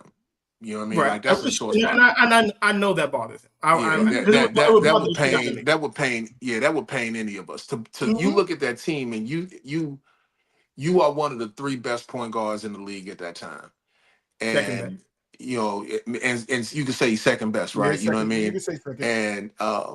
And then you look up, your head coach is the coach, and you not on the team. You know what I mean? And then too, like the way Chicago is, if y'all coming to Chicago, even if I'm not there, I got enough influence to make sure that you're safe in the city. You know what I'm saying? Like I got enough influence to say, like, hey man, don't go. I don't know them people over there, but I know these people over here. Now, if you go over here to this restaurant over here with these people, you're gonna be okay. I don't control the city, but I can steer you where to go. I think some of that happened when Mike touched down in Chicago in the year of our Lord 1984, where he was going to the west side of Chicago. And Chicago, like most major cities, was treacherous in that, you know, around them times, man. You know what I mean? Like you had places that you just couldn't go, and nobody knew who the hell Michael. He was a kid from North Carolina, just touching down in Chicago. So I think that there was some love that he was given by Isaiah. But I think between the love that was given and that dream team situation, I think that's unforgivable for Zeke. I think those 2 things, because that dream team is a badge of honor for, you know, that group of players, especially as you get older and you start to look at. I mean, Zeke's 60 now, so you look at yourself and you look, what did I accomplish? What did I do? How did I do it? Where did I fail? And I think he's constantly seeking closure. Even if you look at some of his podcasts, he's constantly seeking closure from the people that were on that team, even shedding tears behind that group. Magic, Karl Malone, you know what I'm saying? He goes to those guys and have the one person that we all know who had the most influence as to who was on that mob, and that was M. M was running that team. You know what I'm saying? Like, so whatever happened between them two led Mike to say what he said about having him on that team, and then, you know, that turned into whatever it turned into, man. So I try to stay away from it because I know it's a sore subject. Go ahead, though. I'm sorry. Yeah. Oh no, you good. I was just going to piggyback off what you were saying, because I think, like I said, you know, the word standard and what the Pistons did when they finally lost to the Bulls in the playoffs. That set Mike a certain way. Yeah, it did. And there was a standard that they both were standing on, but the standard was different. Right. Mike was standing on the standard. Yo, when you kicked our ass, I shook your hand every single time. Right. Zeke was standing on, look, when the Celtics was whooping our ass, they didn't say nothing to us. They just said, go, we're gonna meet y'all in the back. We're not gonna show it in the front. Well, yeah, when they beat the Celtics, yeah. We're gonna show it on the back end. Right. Those 2 things were just wires was crossed. Right. And I think if they had a conversation closer to when it happened, we don't get to this point, and it's not as nasty as it is. Right. But that conversation never happened. So Mike took it into 92, like, nah, fuck him. He ain't gonna be, because how is Chuck Daly gonna be the coach? And you don't Imagine. So is it not true that other people? I get Mike had the most influence, right? We could say that, and I think we all agree that. But I did hear, you know, some murmurs that it wasn't just Mike that didn't want him on the team. Scotty didn't want him there. Magic didn't want him there either. Magic didn't want him there. Magic was one of his closest friends. Him and Magic started beefing after they finals. Yeah, started beefing then. Like the love, and so can we say Isaiah Thomas has done some stuff and others have done some stuff, but I don't see people holding it against IT the way he holds it against them. I think it just came down. No matter what, like even Scotty saying that he didn't want to play with Magic. I mean, and Magic saying it too. The reality is the team USA, they needed Michael Jordan to play. They with him or IT play, and for him to say simply because from all accounts that Jordan just simply said, if Isaiah on the team, I ain't playing. That's it. And that right there is enough. If don't nobody else play, Jordan got to play. That's how they felt. Mm-hmm. Right. He got to play. He the best player in the world. He got to play. So, I think that team, the way that the Detroit Pistons, it was a rough league at that time, but I think that the way that Detroit was playing too, the way that they played basketball, I think rubbed a lot of people the wrong way. Because they were really out there trying to hurt people. So. Yeah, they was legit. I mean, Bill Laimbeer, man, was a terror. And they was playing physical. Yeah, and that's true too. But damn, I mean, Dennis taking Rodman, a nigga out the air, that's not playing physical, nigga. Yeah, man, and Dennis. And I don't think Dennis Rodman was at that time. I was talking to him about Dennis Rodman, and he said at that time Dennis Rodman wasn't smoking, drinking, nothing. He said he was working out. He was just a freak. He was working out before games, at the half times, and after games. He was working, like legitimately working out. So, you know, again, like I think their group was just one that was for the time probably a little bit rough, and then some of the. You know, Isaiah has some power with the team. You know, again, you got to remember, like he got Adrian Dantley up out of there for Mark Aguirre. Adrian Dantley was a guy, you know what I'm saying, in that league. You know what I'm saying? It wasn't like he was some like regular dude at that. You go look at Adrian Dantley's numbers. You know what I mean? Like him, Alex English. You know, these were guys at that time in the 80s. Keep it back there for a second, Mike. I want to ask you something. Because one of the guys that was supposed to come today, Johnny, I need you to look into the camera because he told me specifically, I'm gonna cut out, I'm gonna screenshot it and cut this up. He said Charles Oakley was better than Adrian Dantley. At what? Thank you. Enforcing. And beating up people for sure. And washing and enforcing. And outplaying Scottie Pippen in the fourth quarter. I mean, of the second round or third round, whatever. Man, yeah. I mean, no, that's not my opinion. I'm not gonna take away nobody else's, but that's certainly not my opinion. I don't even think that Charles would tell you that. I don't even think that he would fix his mouth to say that. But I do think that that era, Isaiah, I think he just rubbed the wrong. And that's, you know, if you know Chicago, like, you know that we can rub people the wrong way. You know what I'm saying? True. You know what I mean? Like, it's sort of like the us and the Bay Area people, man, we got this thing about us that's really militant, and when we be feeling the way, we get to going off the rails a little bit. And you don't know until you travel the world, and you know what I mean. And then you come back home, and you're like, "Damn, we was tripping on that one." Yeah, and I think you don't know until you experience it. Yeah, it's like a Deshaun Watson rub you the wrong way, or is it?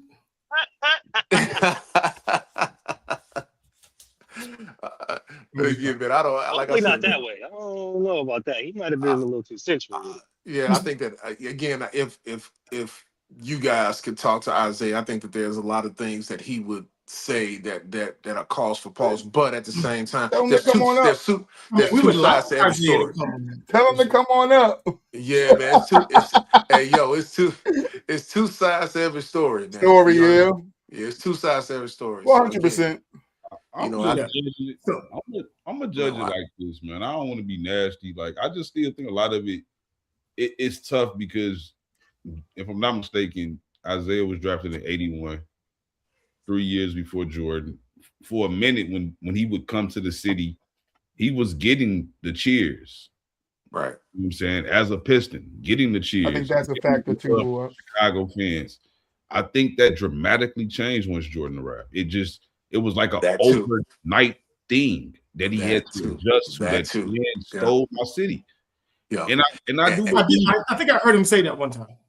Yeah, I think he admit to that too. But I do think it's some truth in what he's saying. Like, obviously, like I do believe that he was trying to play big brother to Jordan when he first got there and trying to help Jordan out, being that, you know, like, I'm from the city, I know people. Mm-hmm. I do believe he was trying to do that, but ultimately Jordan just got too big fast. I don't think anybody knew that Mike was going to be that damn good. That's what it was. You know what I'm saying? Like, not in a big man's league. Not exactly. In a big man's league. Exactly. Because as good as Isaiah Thomas was, he wasn't overshadowing the big man. Bob Knight knew. Bob Yeah, Knight said, but I'm saying even as big as Isaiah Thomas was, he didn't overshadow the best big man back then. You had to be like a Bird or a Magic that actually could compete with the big man of the era for a small guard to come in and do what he did. And I don't think nobody fucking thought Michael was gonna be that damn good. well, so let's get to. I want to get Rand, because well, I guess I kind of got an idea from just the conversation that we've been having. Longevity, supremacy. Damn. The LeBron Jordan debate. You got a lot of people now. The longevity, because he's got the raw total numbers, the most points, most this, most that. A lot of that comes with playing a 23-year career, and a lot has to go right for you to play 23 years. Like for your body to not fail on you in 23 years, you got to take your hat off to that.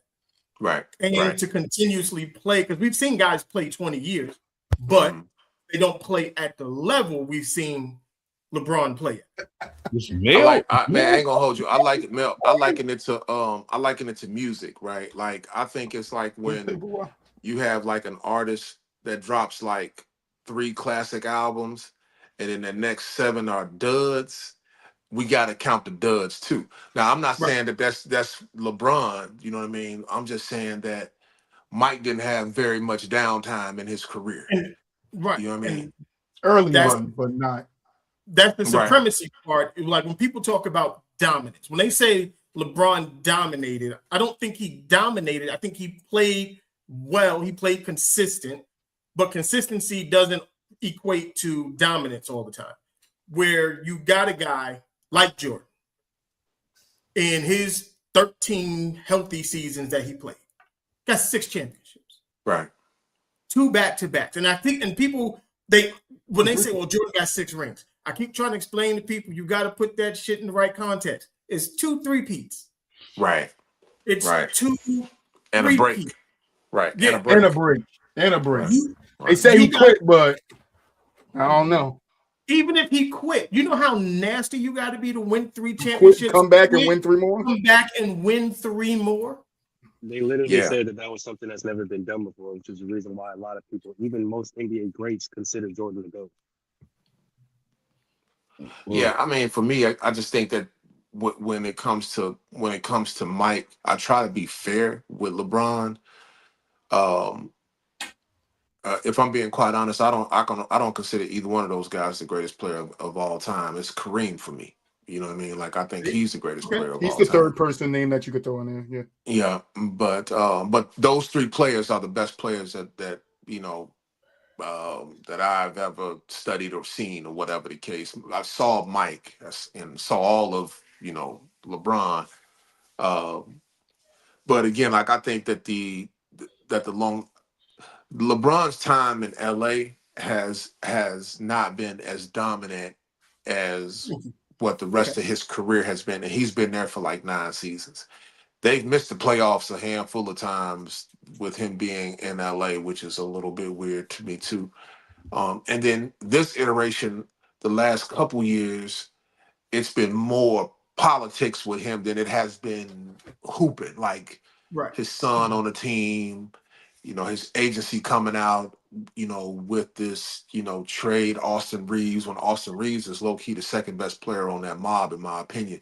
Like, I just think Darius Garland traded from the Cavs. Forcing the Mavs to trade AD. I could go on. Yeah, man. A lot of the political podcast stuff with motherfucking Max. Yeah, man. Like the coach, the way that they went about the coaching thing, some of the things that have been said about some of his coaches. Again, like, I just think that, for me, I just think that Mike would never, in a lot of those situations, he would never. Mike would talk crazy, and maybe do crazy things, but he was gonna propel a group. Now, I don't know how long Mike would have been able to keep it up. Certainly, he wouldn't. It's proven that he wasn't able to keep it up for 20 some odd years. LeBron took really good care of himself, but the longevity piece, but the longevity piece for me doesn't count as much, because again, Mike just influenced. It's easy when somebody shows you the way. When somebody has a sneaker that will never stop selling, The sneaker will sell long after he gone. What he did with Nike, you know what I mean? Like you're following him and Kobe for that matter. You guys followed a blueprint. Mike created that. You know what I'm saying? That blue. That's not to say that nobody else had a sneaker deal, but Mike's Nobody did it like influence on him. the Not a signature. And he created a lane like what everybody is doing now. Think about it. Like, and this is why when I have the conversation, I was like, sometimes because they take stuff outside of basketball, but if you're going to take everything, you look at Mike. He built Gatorade. He built Nike.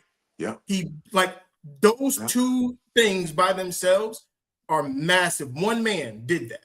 Right. You look at and you talk about just Spike Lee, what he did for Spike Lee with the commercials and stuff like that. Like a lot of things that you don't, if you weren't around for it, it's hard for you to understand the impact it had on the culture itself. Right. Then you get to the basketball part of it.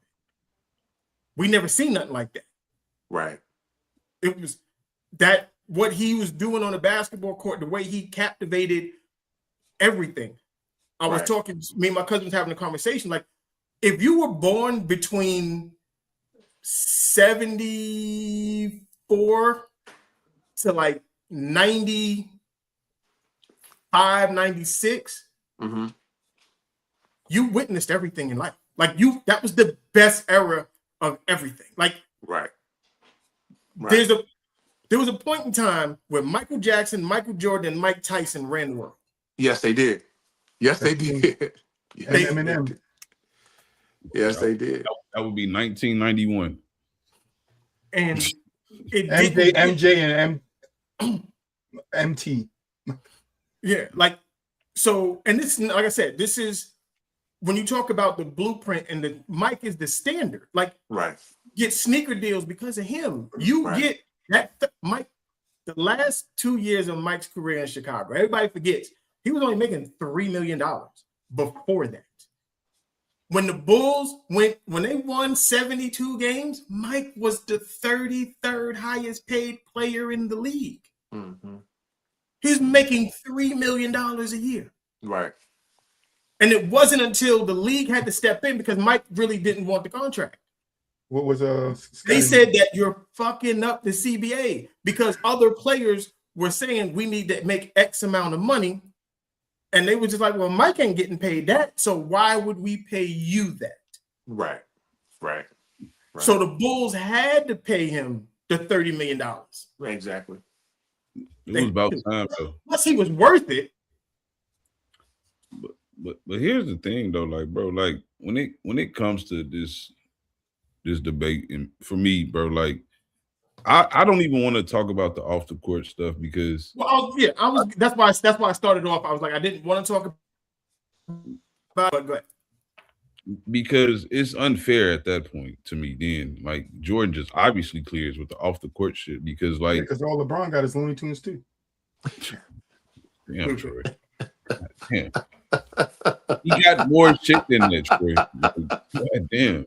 Well, the first touchdown was better than the second one anyway. It's just still like, you know, LeBron has done like, because one thing I can say I was kind of nasty what I just said. Honestly, off the court, LeBron, far as what we see and what we know, I can't speculate on some shit that I don't hear about or don't know. LeBron is a good father. He definitely champions a lot of stuff off the court, like and does things for the community and things of that nature. I'm not finna sit here and sell him short on that end of it, because that stuff is, to me, is actually more influential in my opinion than being, you know, quote unquote the man who brought Gatorade to his prominence, or the man who brought Nike to his prominence, a shoe deal. Like actually helping and changing people's lives day to day is more influential to me than you talking about the scholarship. Yeah, you talking about the scholarship. You talking about the school? Come on, bro. Y'all can't. I see what I'm saying. I'm just asking. That's a genuine question. I'm not even trying to be funny. That's a genuine question. Okay, so you're saying Brian don't do shit for nobody? No, I said that. I'm just asking. I didn't say that. I asked, what did he do? That's all I asked. You got a whole school, bro. Like That's failing. The kids in their school, grades you are know how failing. bad that school is? They failing, bro. But we don't put He that on ain't the only LeBron because person he's to have not a in school the either. school. He's not the only person to have a school either. So And he Oprah doesn't Winfrey own went to that school. Africa and built one. His face It's is not. on it. I'm not. Again, I'm not saying this. It's not about being the only person to have a school or nothing like that. I'm just saying Jalen Rose School is bad. he does stuff, bro, for people, bro. Like I'm not finna take that away. So does Mike. Like I'm not finna take that. I think Brian is definitely more in tune with the people than Jordan is. I'm not finna do that. I believe that. And okay. I don't know if we have any real examples of that though. Well, yeah, he has the LeBron Family Foundation focused on education. Jordan has no real social media presence. We know that, right? No. We know Brian. It definitely shows support to other players and things that I'm not saying Jordan don't. He do it in his own way, but Brian is publicly known to be doing this. Like, but one's old school, one's new school. Magic is more personable than Jordan. He reaches out. Social media. He got a PR guy. Stop it. Even if you want to say that, he still is more in tune with players. Jordan ain't paying no PR guy. It's not about that. He's going out and meeting people. Jordan and talking with the players. And Jordan is too at the golf course, nigga. If you're not at the golf course, really then not like that. It's a select guys that you know what I'm saying that Jordan fuck with. Like, Jordan is out here winning NASCAR championships. He's not worried about being cool with niggas. There's literally a story of Michael Jordan stopping everything he's doing just to make a shot at him being nervous about it because it was in front of a kid they had never seen him play before. He said he takes pride in it. I'm not saying Jordan never does these things. This is what we got to stop doing. We can still give LeBron his flowers. Like we can still say, I'm still saying Jordan is better than LeBron at basketball, bro. Like I'm still saying, like off the court, I just think Brian is more personable than Jordan. I do believe this. Like he seems like he's more outgoing than Jordan. Didn't he just curse a little kid out? Yeah. I don't know about this, bro. I don't know, bro. Sometimes you got the clip ready to roll. Listen, I think both them niggas pick and choose whether they want to be nice or not, like most celebrities. Yeah, no, I don't care. Go ahead, Ryan. I don't disagree with you that often, and I'm not disagreeing with you now. But I just think that there's an authenticity that comes along with Mike that doesn't necessarily exist with LeBron. I agree with that. And I think that a lot of, I think a lot of what he has done. I'm a psychoanalyze him for just a second, man. I think that there's a lot of what he does is for the camera or for the acclaim. I don't think that he is necessarily a guy that that can live without, he's a little bit of a fame whore. You know what I'm saying? And that's okay. I don't know that there's anything wrong with that because again, like you gotta, in order to make money, sometimes you gotta be, you gotta put yourself out there or whatever the case may be and get and make yourself famous. But the stuff that even what Mike did on the basketball court, Mike never proclaimed himself as the greatest player of all time. LeBron somehow did. He put himself past everybody and said, yo, I'm the greatest player because I did X. And that's not fair. You know what I mean? That wasn't fair for him to say. That doesn't necessarily discredit him in that conversation. But I got to tell you, my nigga, I'm certainly not. I'm not a guy that believes that he's better than just because he did it longer makes him better. That just means he did it longer. That don't make him better at it. You know what I'm saying? In my opinion. No, what happens is like LeBron fans, their arguments start to fall on their face because what they say is Jordan fans sum up Mike's career in 6 years with the championships because he lost all the other years. Well, if that's the case, using your logic, LeBron fans, then 4 out of 23, that means he failed the other 15 years. 19, my bad. Using your logic.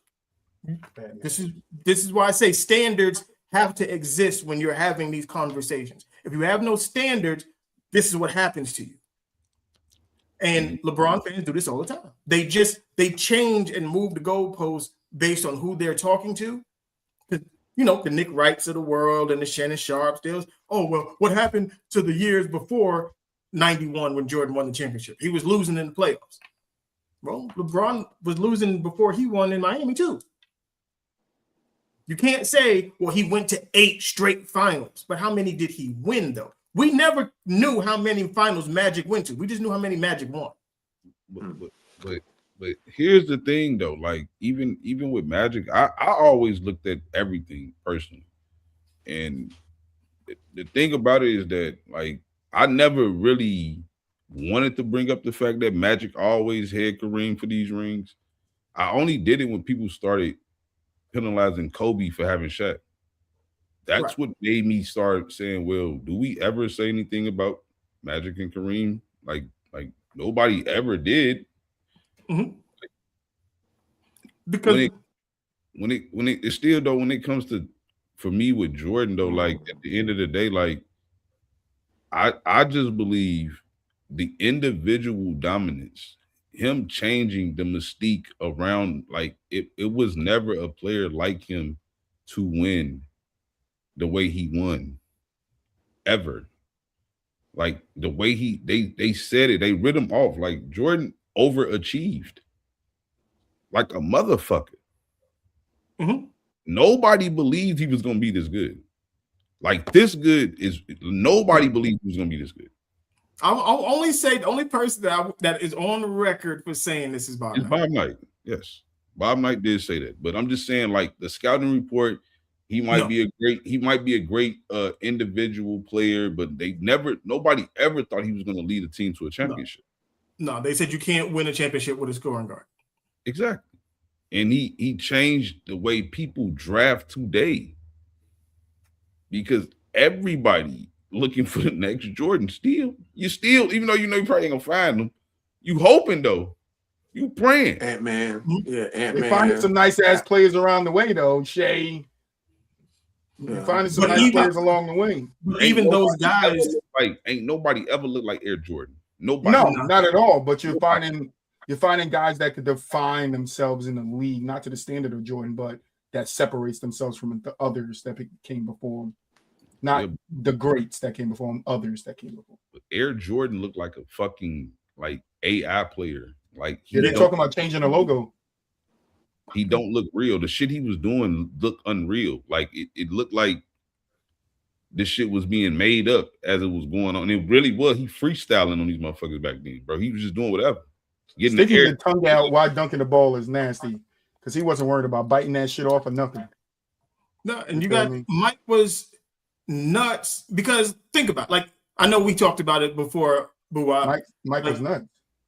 No, yeah, what he was doing. The 200 steals and 100 blocks by a guard. Like, and he did it back-to-back seasons. And no one to that point had done that. Like, that's insane. And then he's still doing it. He's doing that while giving you 35 points. Yeah, but you know they say he's padding his stats, so I don't know how real that shit was. That's what they say. That's what they say, man. I mean, you know, all I do know, man, when it comes down to like, I would rather, like, to me, the longer LeBron, I say this, y'all know I say this shit all the time. I want him, Steph, and Katie to retire. It's over with, gang. Y'all have nothing else to prove. I don't know what else LeBron can do. It like, I personally think he thinks he's the GOAT. So why are you playing? Like, what else you proving? You think you're the GOAT? You know everybody else that is. He's trying to just press his numbers out so no one can so no one can touch him. But the problem with that is, I always said LeBron was the first of him. And what I mean by the first of him is that there's going to be a bunch of, because the way medicine works and the way these guys, unless they shorten the league, shorten the season, there's going to be a bunch of dudes that's going to do what he did later. Like, you're going to get, yeah. You have to be, bro. That's what I'm saying. Like, that's being disingenuous to LeBron James. He is a rare, special type of player, bro. It's not It's not a lot of motherfuckers that can do what he do, bro. No, but if Wemby do what Mel wants him to do, he can pass the 40,000. No, he can't. What I'm saying is because the thing that's going to kind of like tweak him a little bit is the fact that he didn't play a lot. He played 23 years, but the amount of games he played per season is going to kick him in the ass. Who? Unless, like I said, everybody does, yeah. He still played like 70 plus games every year on the average.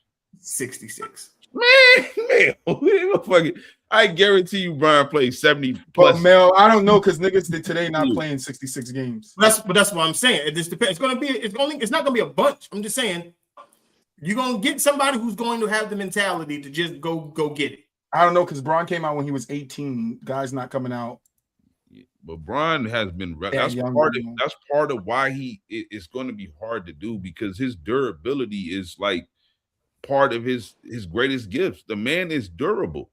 He's never been seriously hurt ever. I don't think anybody has to beat the 43,000 or whatever he ends with 45,000 to be considered greater than him.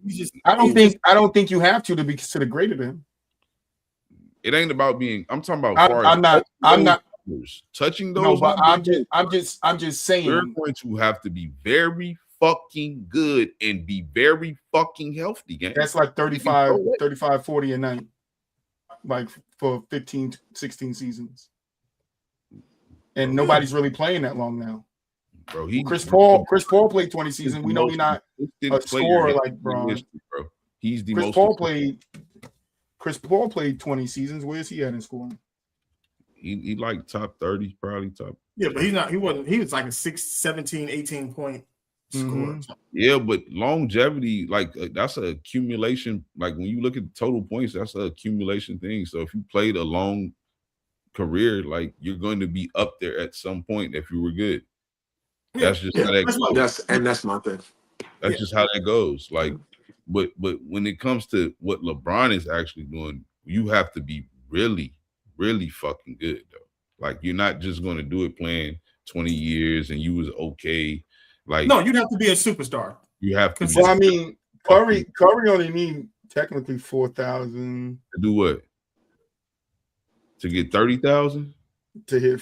Wait, am I looking at the right thing? No, he's nowhere near getting. Yeah, I was that. Okay, so my right thing. I was looking at his minutes. My B. So Curry's at 26, and the amount of threes he takes, he's nowhere close to it. So what I was gonna originally say before I fucked up the minutes. Well, Steph didn't start heating up until later. Right. If you would need somebody to come in like a Steph Curry from year one, shooting the threes that he's shooting to even get close to it, because James Harden is at 29. KD in his career just hit 32. Oh, you would have to be what LeBron was. Like Kevin. No, I think with the game and the way the game is that you don't have to be close to doing it. KD was on that trajectory of doing it. He still but he got injured. Depending on how long KD want to play, KD can go there. KD can go there. KD needs 7,000. LeBron would have to stop playing though. He ain't gonna. What about this though? What about Wemby? For all the people, but that's what I said. Yeah. What about him? I mean, everybody keeps saying how great he's going to break every record in terms of the defensive side. We see that coming. We see the fact that he's going to end up blocking 4 or 5 shots a game at some point in time. But I mean, if he's what he's supposed to be on offense, he should, because he came into the league young enough. You know what I mean? Like he came in with enough time to do it now. Now again, like guys over 7'2", I don't know how long their careers are, but apparently he's up in Tibet with the monks sitting Indian style feeding tigers. I want to see him be able to. I want to see him be able to, play with some with some longevity. You know that would be him. He would have to average anywhere between 20, because LeBron's average dipped. So where is it at now? Like 26, 25? 26 probably. Ain't that? I think he's this year. You talking about this year? No, his career. He was at 27. His career. He's like 27. He's like 4,000 points, something like that. Wemby's at 4,000 points. That nigga needs. And if Wemby goes, I feel like Wemby can have 4 to 5 years if he really locks in, where he's 30, 35. Like if he if they just let him lock in, he can go 30, 35. I agree. Yeah, but still, even doing that, it's not. You can have like it's guys like that done had crazy scoring seasons, right? But LeBron is again the most consistent basketball player ever. Like, I mean, when you're watching your stats, regardless, I'm just calling it for what it is. He gonna get that 27, 7-7. He gonna get that. Yeah, he can get that. I promise you right now. If he go to the weakest team in the league right now, which is what the fucking I don't know, goddamn it, the Pacers. He go over there right now and get you 25, 7-7 right now. He gonna do that easily in his sleep. He done mastered that shit. I don't know about easy, but okay, we're gonna struggle to get that motherfucker. When I say easily, because he not finna play no defense. I don't give a fuck what team he on for real. It's over with for that defense shit. I don't even know why people still be like expecting him to play defense. He not playing no defense. He gonna play defense when the shit flowing good. When it's flowing good, you know how like that's why all these motherfuckers that KD need to retire. All these motherfuckers only play defense when it's flowing good. Like how you be at the rec, you know, shit flowing good. You make a couple of shots, it's flowing. That's when they playing D. Shea's at 13, and he's what 8 years in. No, but Shea was on the bench for a minute. Shea 8 years in. It's one with one with the Clippers 7. This will be his 7th year with the OKC. Yeah, but he didn't start heating up until like 4 years ago. Yeah.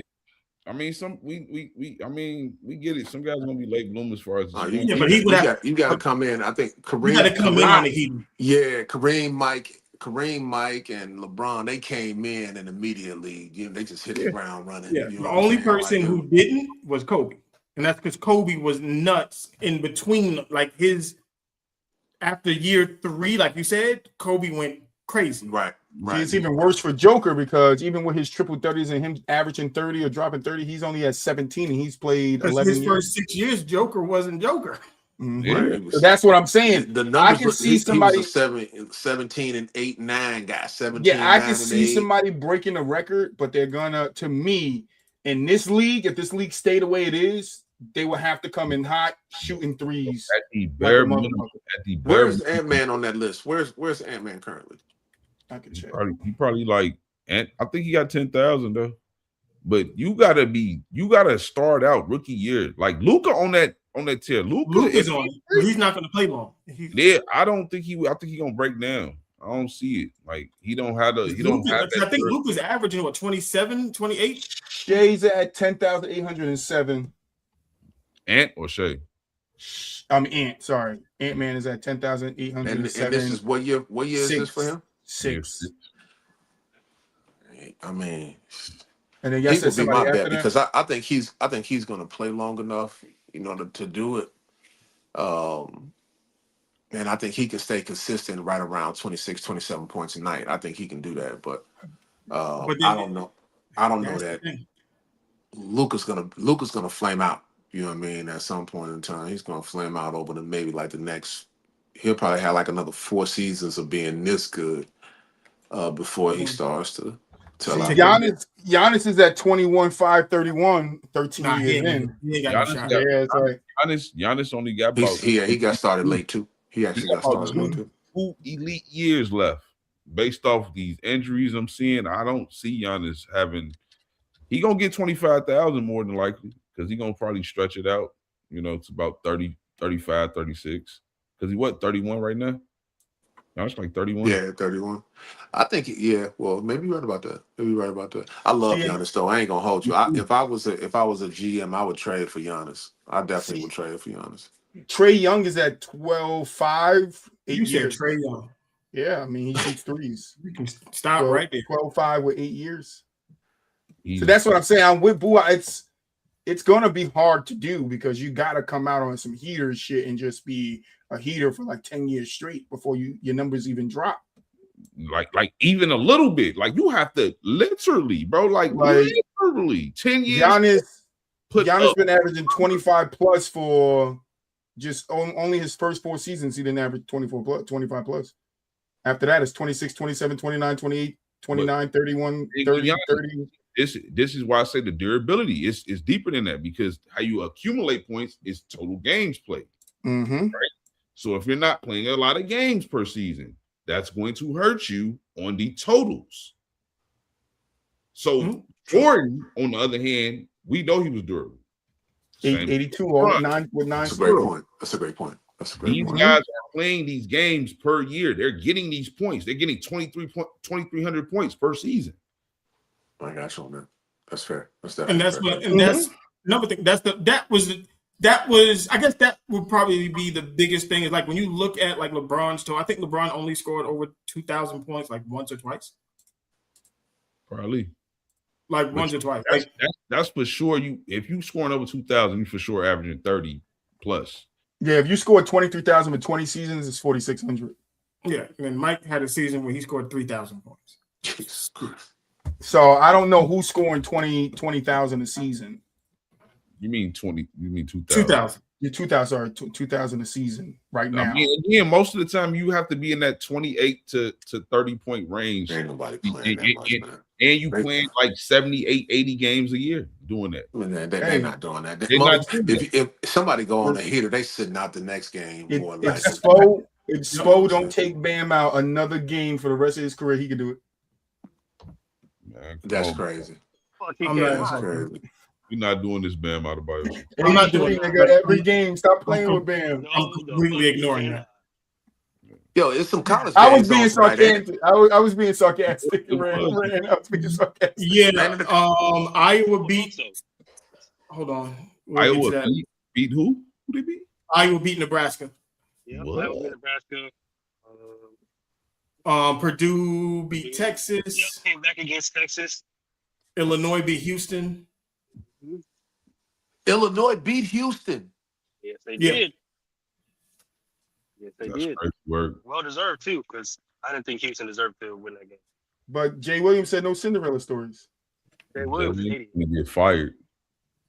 You don't know. He's gonna get fired soon. Wow. You've been having there's no way anybody has a bracket that's halfway decent. Like there's no way. Everybody's bracket is cooked. If you have a good bracket, you're lying. My bracket is fried. As soon as Florida lost, my bracket was fried. As soon as BYU lost, my bracket was cooked. So I know everybody else's shit is done. Hey, I'll tell you this. I was happy with my Boston getting that win over the Thunder yesterday. Mine's is Michigan. As long as Michigan is still rocking, I'm good. I hear you. They got a really good team. I can't talk college my team out. Villanova got bounced in the first round.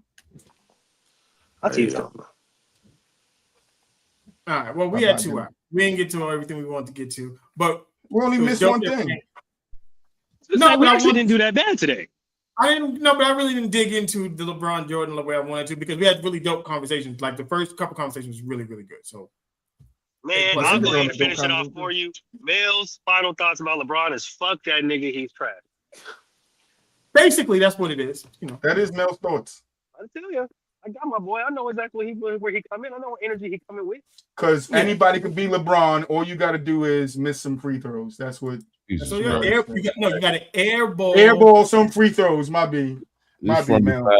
That's Mel. Technically, all you got to do is put your shoulder down. That's my and run fast towards the basket, and then you'll be able to average his field goal percentage. And then if you do that stupid ass look down, take a three shit that he be doing, I'm telling you, you got LeBron all the way down. Don't even worry about it. That nigga damn near automatic on the look down though. That nigga look at the ball, nigga. Just don't even jump. Don't even jump. That nigga look at the ball. I'm telling you, y'all are the worst NBA basketball players ever. Because everybody should rip that shit every time. LeBron look down at that ball, nigga. That shit's going in. Damn! I just par with these brothers. I don't share the same sentiments they share. Stop it, Boo-Wop, because we just rolled up last week. I was just in Chicago last week. We was just burning it down last week. Don't let this nigga Boo-Wop lie to you. Don't let him deny me. I just got off the plane, Boo-Wop. I barely made the show. I was out there smoking with you. Man, you feel me? Me and Troy was up there. We was blowing fat, had big zips in the air. Don't let him deny us. My flight got the lead. Hey man, final thoughts. You know, I got TSA issues out here in Vegas. So. Yeah. I trying to deny his heritage and shit, bro. Now said they wouldn't let me on the plane with the weed. They tried to take me in a little black room. I was like, nah, just keep it. But no, definitely, Rand, you can come through anytime. Anytime, brother. Tell Isaiah to come through anytime too. Final thoughts. Yeah, tell Zeke to pop up on the screen, man. But my final thought, tell Zeke come up on the screen. Is either stop talking come about next this time with a nigga picture of Isaiah or Thomas. Like, I'm catch a here. fade. You heard me, Zeke, and I know you about it, because y'all from the shy. You feel me? So stop talking about Jordan or catch a fade, Zeke. Either you gonna scrap or give a hug. Hey, we getting all these celebrity boxing matches. We getting all these celebrity boxing, man. Jordan versus Zeke. What's up? All I'm saying is, you feel me? Jake Y'all Paul, both put it underage, together, y'all ain't in the Jake league. Paul. The I feel like y'all undercard, can run it in.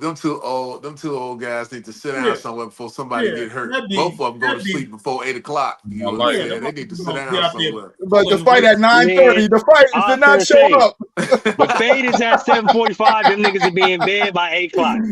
No nigga said, I'm not even going to that shit. All right, fellas, man. I'm going to rotate, man. I'm going to catch up with y'all after a while, man. All right, brother. Appreciate y'all having me, man. All right. Peace.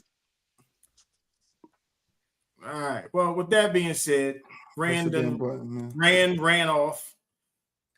Rand went running. He went running. Yeah. All right. Good fucking Look, that could be Boo-Wop. He could make a fucking YouTube running with Rand. Troy, man. Good fucking show, y'all. Good fucking show. Hey, make sure you throw that P on here. You feel me? Throw the what? The P on here. Hey, man. Hey, end the fucking show, man. Y'all finished or y'all done? I ain't got no more talking. Let's rock. Yeah, that's a wrap, but we be right back. Off the glass, straight facts. No cap, Troy Moolish, boo-wop. Mellow off the glass, from the paint to the arc, that's basket to basket. Yeah, we ran through the game, every take was official. Argument spicy, yeah, you know it got an issue. From hot seat debates to them clutch time missions. If you miss 1 second, better run it back and listen. Troy with the vision, Moolish with the knowledge.